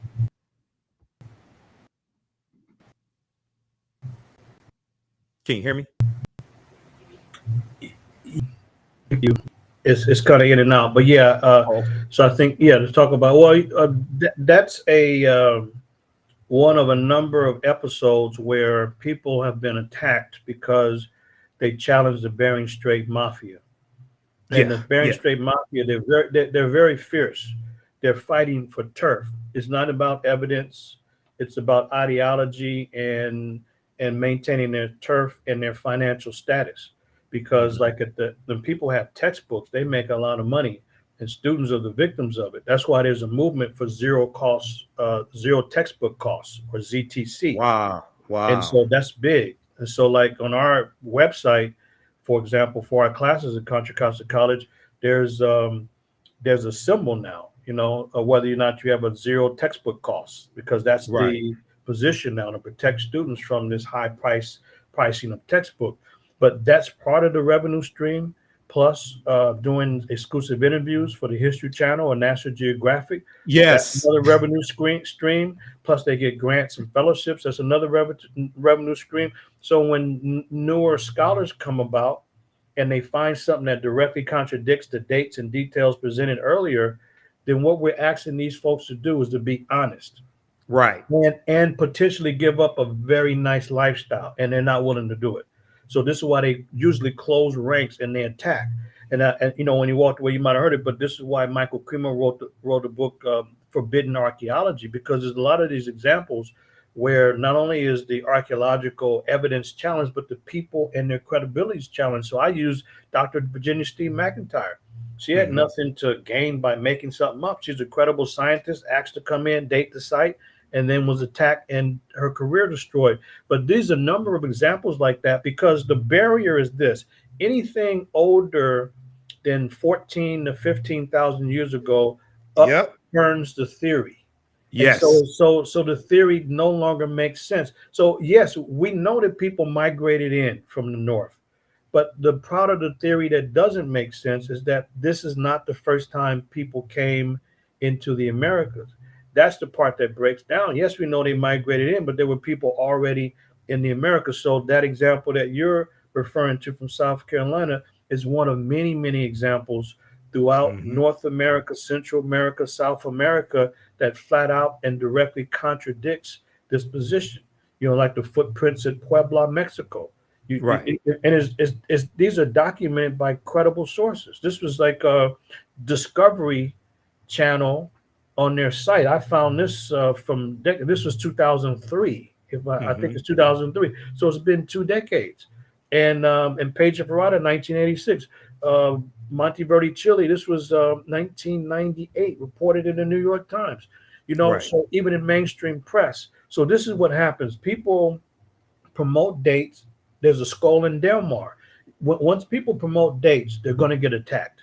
So Right. the question is, do you stand by your evidence? Most times people adjust. They lower the dates to make it closer to the 13, 14, Okay. 15,000-year-old Clovis barrier, Right. so that they can keep their career. That's what Right. most of them do. It's a career move. It's not about evidence. It's about saving my behind so I can keep a job type of position. That's what they do. McIntyre didn't do that. She stood on the Yeah. evidence, and people around her ran away because they didn't want to have their careers destroyed. So there's so many examples, and people are not willing to give it up because they're defending their turf like a vicious gang member would do. But they're Right. operating in the academic arena, and that's what makes it more troubling, because without thought, people think, oh, yeah, well, scientists are honest. No, the scientists are the ones who are the leading distorters of historical evidence and data. That's what they're about, including Samuel Morton and the rest of these folks who are creating wild ideas about human remains. So that example, brother, is one of a number of them that should be known about. Right. I just want to give this source here, and then we're going to wrap up with your book, and you can tell people again how to get your book. So this was an article. I learned about Dr. Albert Goodyear from Dr. David Imhotep. Everybody can go read this article. This is from ScienceDaily.com, and there were other articles when this came out. This article came out November 18th, 2004. Called New Evidence Puts Man in North America 50,000 Years Ago. Here's a picture of Dr. Albert Goodyear. Like I said, he's a white man. And this if this is true, this puts an African presence in North America 50,000 years ago. But this is the discovery that he and his team made in South Carolina. And he has been attacked. And I quoted him in that article from 2017. He has been attacked, and they're trying to, the establishment archaeologists are trying to disprove his discovery. And the reason why is, if they have to admit that there were people here before the Clovis culture in New Mexico, people are going to find out that these were African people. If you have evidence that the first people in this land that we call the United States of America, or what some Native Americans call Turtle Island, were African people, game over. Because the consciousness of African people will be transformed overnight.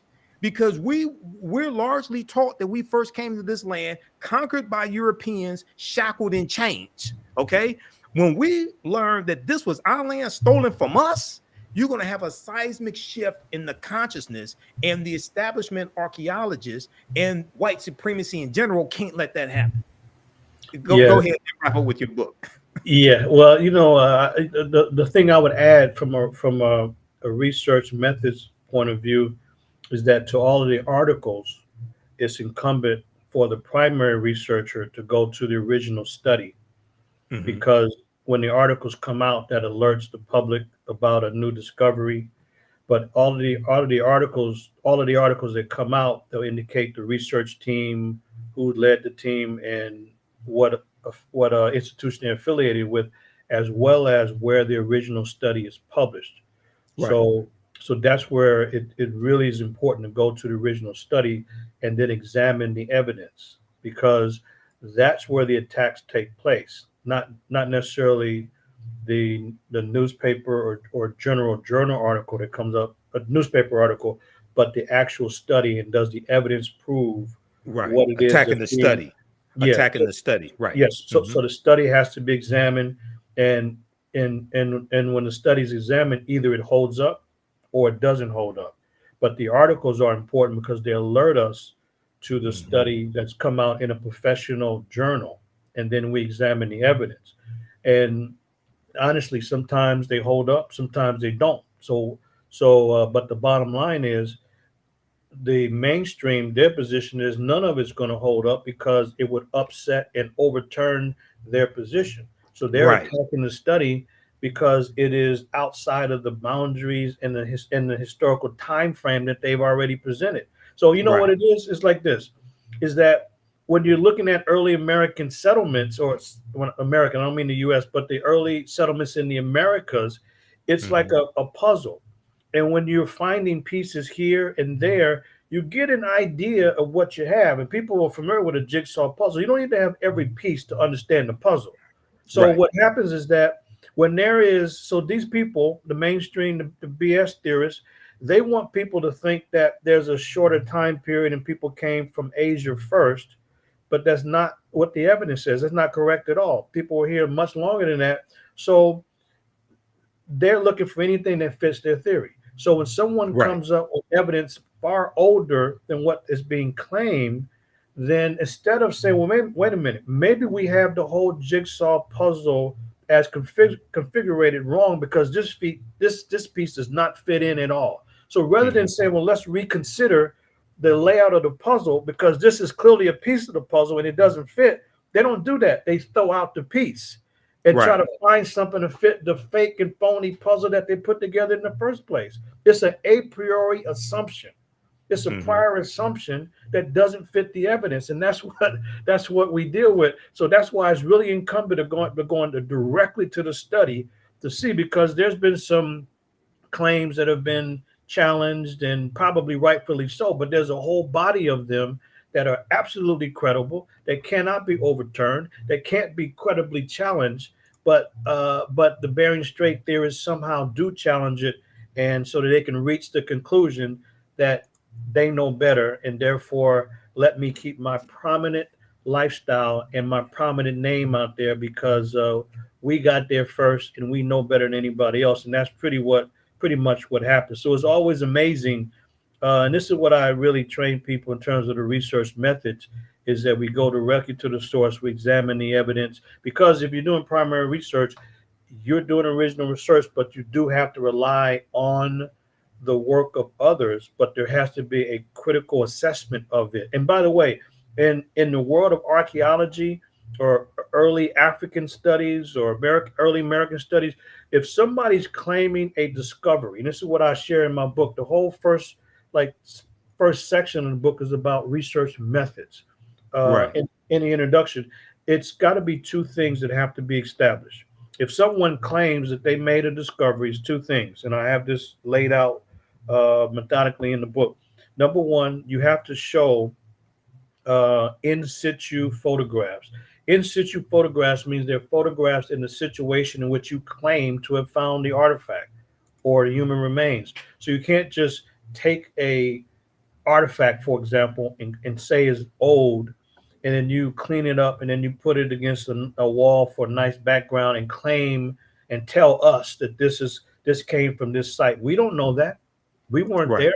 That's not good enough. You can't clean it up and then dust off all of the dirt and put it up. We want to see the photographs of what you claim to found it in that situation. It's called in situ photograph, a series of them.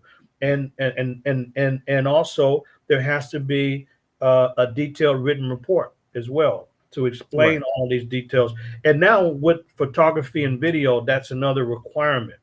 And without that, we don't trust what anybody is claiming as some major discovery because we don't know. We weren't there. So this is the standards in the scientific community. And so people will either present this in a scholarly journal, their findings, or they will present it at a professional gathering of experts in that particular field. Those are the two ways. Either you have it at a professional annual gathering, or you present it in a refereed or a scholarly journal. And then we make our assessment and our examination of the credibility of the evidence.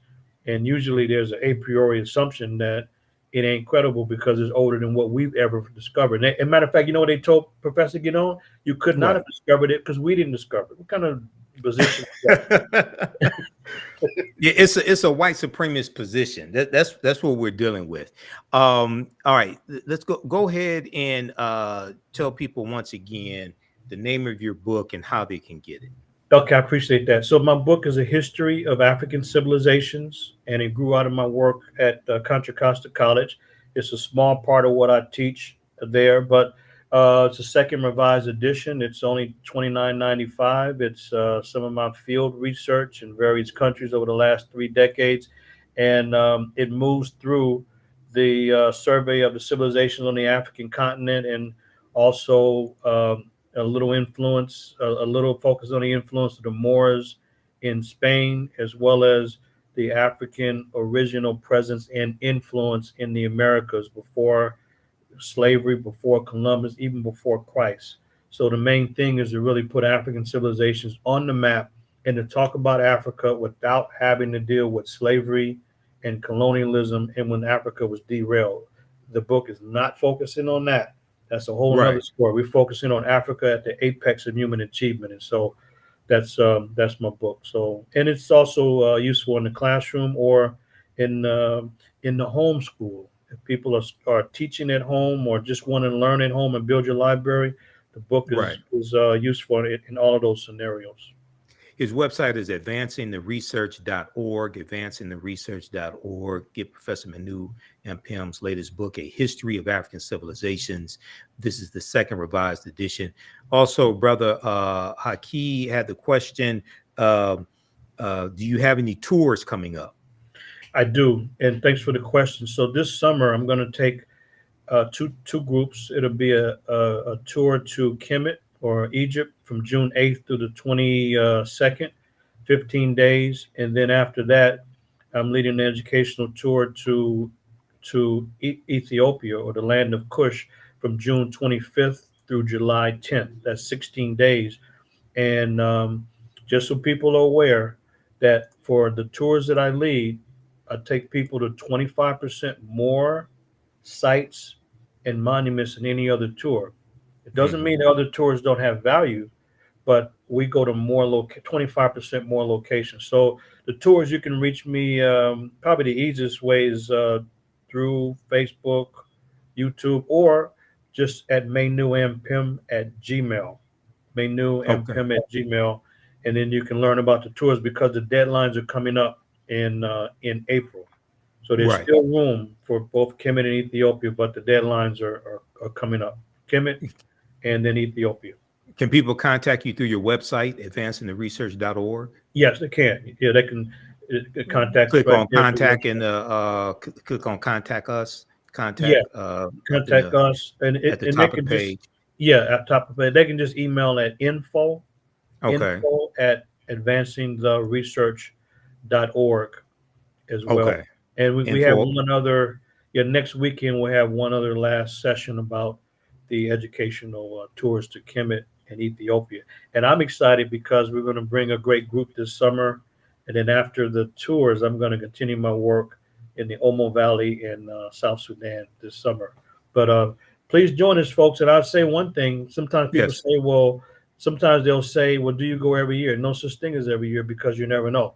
Like, for example, Right. COVID disrupted travel, and so did the Egyptian revolution, or what they Right. call the Arab Spring in 2011. It disrupted. So twice in a decade, we had situations where no one can travel to the area. So you never really know. But we're Right. going this year. So check it out and come learn. Come learn, Exactly. have a good time. So yeah, I appreciate it, brother. I mean, this is No African problem. History, African History Network. That's what Yes. Yep. That's what that's we what it's do. about. That's it. That's Exactly. what we do. All right, brother. Well, look, you have a Yes. good day, Professor Manu Ampim. Thanks for taking time out of your busy schedule to come on today. Everybody stay on for one more minute. Got a special message for you. So we'll talk to you soon, okay, brother? And buy his book, please, and go on his tour. All right, Thank brother. you, brother Peace. Michael. Okay, All brother. right. Peace. Hotel. Peace. Hotel. Peace. All right, everybody. That is Professor Manu Ampim. Be sure to follow us here on our Facebook fan page, The African History Network, my YouTube channel, Michael Imhotep, Imhotep.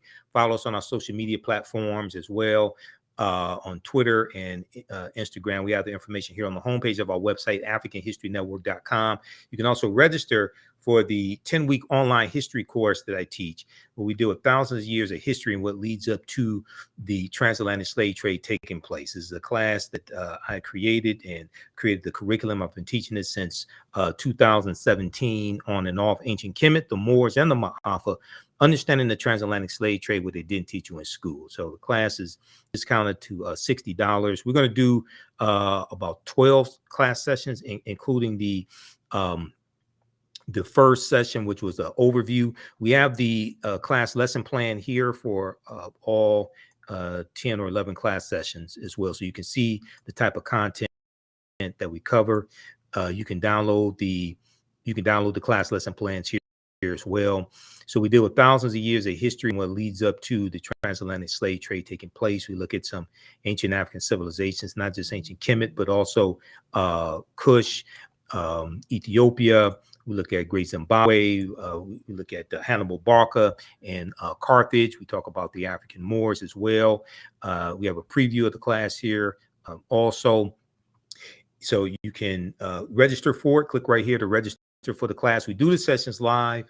All the sessions are archived and recorded, so you can go back and watch it anytime. So a year from now, 2 years from now, you have full access. You can go back and watch the entire course, okay? Our next classes are Saturday, April 6th, Saturday, April 13th, April 20th, April 27th, 2024. And we do the classes usually 2 p.m. to 5 p.m. Eastern Standard Time. We may have one last class session after April 27th. We have to see how much we can cover, okay? But as soon as you register, you can start watching the content. And we're going to post the link right here, so you can start watching it right now as soon as you register for the class. The content is PG-13, so you can use this with your children. There are 80 to 100 articles that we reference in the class. There's like 15 books. You don't have to buy any books to follow along in class. And we talk about this here in the lesson plan. Okay, we can't start studying our history and slavery even when we study the transatlantic slave trade, which is important. We can't start in 1619 or the 1440s when the Portuguese get involved. We have to deal with hundreds of years, deal with the 800-year occupation of Europe by the Africans known as the Moors, also deal with some of the history of the Khoisan, who go all around the world. There are 200 slides, over 200 slides that I put together in our PowerPoint presentation that we'll look at. There are 80 to 100 articles that we'll reference. So I picked out the articles. There are 15 books that we reference. So we show you excerpts of the book on the screen. You don't have to buy any of the books if you don't want to. They're good for your library if you want to. Also, we'll look at excerpts of interviews that I've done with some of our scholars, like Professor James Small, Professor Kabahai Kamene, Anthony Browder, Tony Browder, who wrote Nile Valley Contributions to Civilization and Egypt on the Potomac. We use those two books. Those are two of the books we use in the class.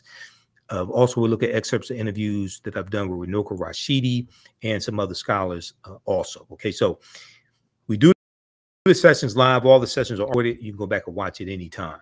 All All right. That's Ancient Kemet, the Moors, and the Ma'afa, Understanding the Transatlantic Slave Trade, what they didn't teach you in school. If you want to support the African History Network, another way you can do so through, now this is the show I did deconstructing Candace Owens, the lies she was telling on the Breakfast Club. This is part 1 of the fact check. This was 2.5 hours, and we got into some deep history. I provided sources dispelling a lot of the nonsense she was talking about. Part 2, we're going to do that on Sunday, April 7th. It'll be 8 p.m. Eastern Standard Time here on the African History Network show, because we're going to get into the lies that she was talking, saying that Donald Trump would be better for America. Donald Trump is better for Black people, things like this. We can go through and point by point dispel all that nonsense she was talking about. Listen to the African History Network show Sundays, 9 p.m. Eastern Standard Time on Facebook and YouTube. We're listen to the podcast also. It's a podcast from, search for the African History Network show, or click right here, the link for podcast. Then we have our Cash App and PayPal information here. $, the AHN show through Cash App, $, the AHN show through Cash App, also through PayPal, paypal.me/the AHN show. This helps us keep doing the research, stay on the air, pay some of the bills, finance the research, finance the broadcast, etc. Pay for these services that I have to use to do these broadcasts and run the African History Network. This is our official Cash App account, $, the AHN show, SHOW. When you go to the, say, Michael, these other ones here, and it's like 5 fake African History Network Cash App accounts I've identified that they're stealing money from us. You can click here on our link. It shows our QR code. So this is our Cash App account, and we have the link here for PayPal as well. Okay. And lastly, we have a bundle pack where you get 15 of my lectures in digital download format. That is African History Awakens the African Mind from Mental Death. African History Awakens the African Mind from Mental Death. We have it in digital download format, so you can download the videos and keep them. This is at our website, AfricanHistoryNetwork.com. This is on sale, half off is on sale, $75. It's 15 of my lectures, including my lectures dealing with the film Black Panther and dealing with the African cultural influences in Black Panther and how the film Black Panther relates to African history, culture, language, spiritual systems. We have lectures dealing with that I've done dealing with Malcolm X, the distortion of the legacy of Dr. Martin Luther King Jr., six principles of political self-defense, because I'm also a national political commentator. A lot of people see me every Friday on Roland Martin Unfiltered. I've been on Roland's show pretty much every Friday since October 2020. So I'm not just a historian, I'm a national political commentator, radio show host, lecturer, etc., researcher. I taught entrepreneurship for 7 years. My degree's in business administration from Wayne State University. So there's a lecture that I did, 13 Forms of Wealth, Keys to Entrepreneurship and Economic Empowerment, Ancient Kemet, the Winter Solstice, and the History of Christmas. This is a double lecture that I did with Dr. David Imhotep, who wrote the book, The First Americans Were Africans, Documented Evidence. So we did this double lecture here in Detroit a few years ago. Redistributing the Pain, How African Americans Fought Back with Economic Boycotts. The Light of Ancient Egypt Awakens the African Mind to Economic Empowerment. Ancient Africans in America Before Native Americans, Columbus, or Slavery. Great African Women in History, the Mothers of Civilization. That's a 4-hour lecture that I did. Great African History, the Mothers of Civilization. And then we have a Black Panther analysis for children. I was speaking to about 60 African-American children and their teachers. These were 5th through 12th graders. Okay. We did this here at the Charles H. Wright Museum of African-American History. Then also African-American resistance in the era of Donald Trump, voter suppression, reparations, and how elections have consequences. Okay. So, and then you'll get the presentation I did dealing with Black Panther Wakanda Forever. I did that in November 2022. So you actually get 16 lectures. Okay. So African-American History Awakens the African Mind from Mental Death. That's a bundle pack. If you want it on DVD, it's $100 if you want that bundle pack in DVD format. All right. Okay. So we're going to get out of here. Remember at the, let me post this here. So we have the Cash App, PayPal information also. Hopefully you learned a lot today. Give us a thumbs up, give us a heart, give us a like on this broadcast. You can go back and rewatch this as well, and watch the show that I did with Candace Owens. Also, we have the broadcast that I did dealing with the history of Easter, Easter origins, pagan traditions, and then African Americans and the Exodus. You can watch that also. That's streaming on our social media platforms as well, Facebook and YouTube. Okay. We have the Cash App, PayPal information here.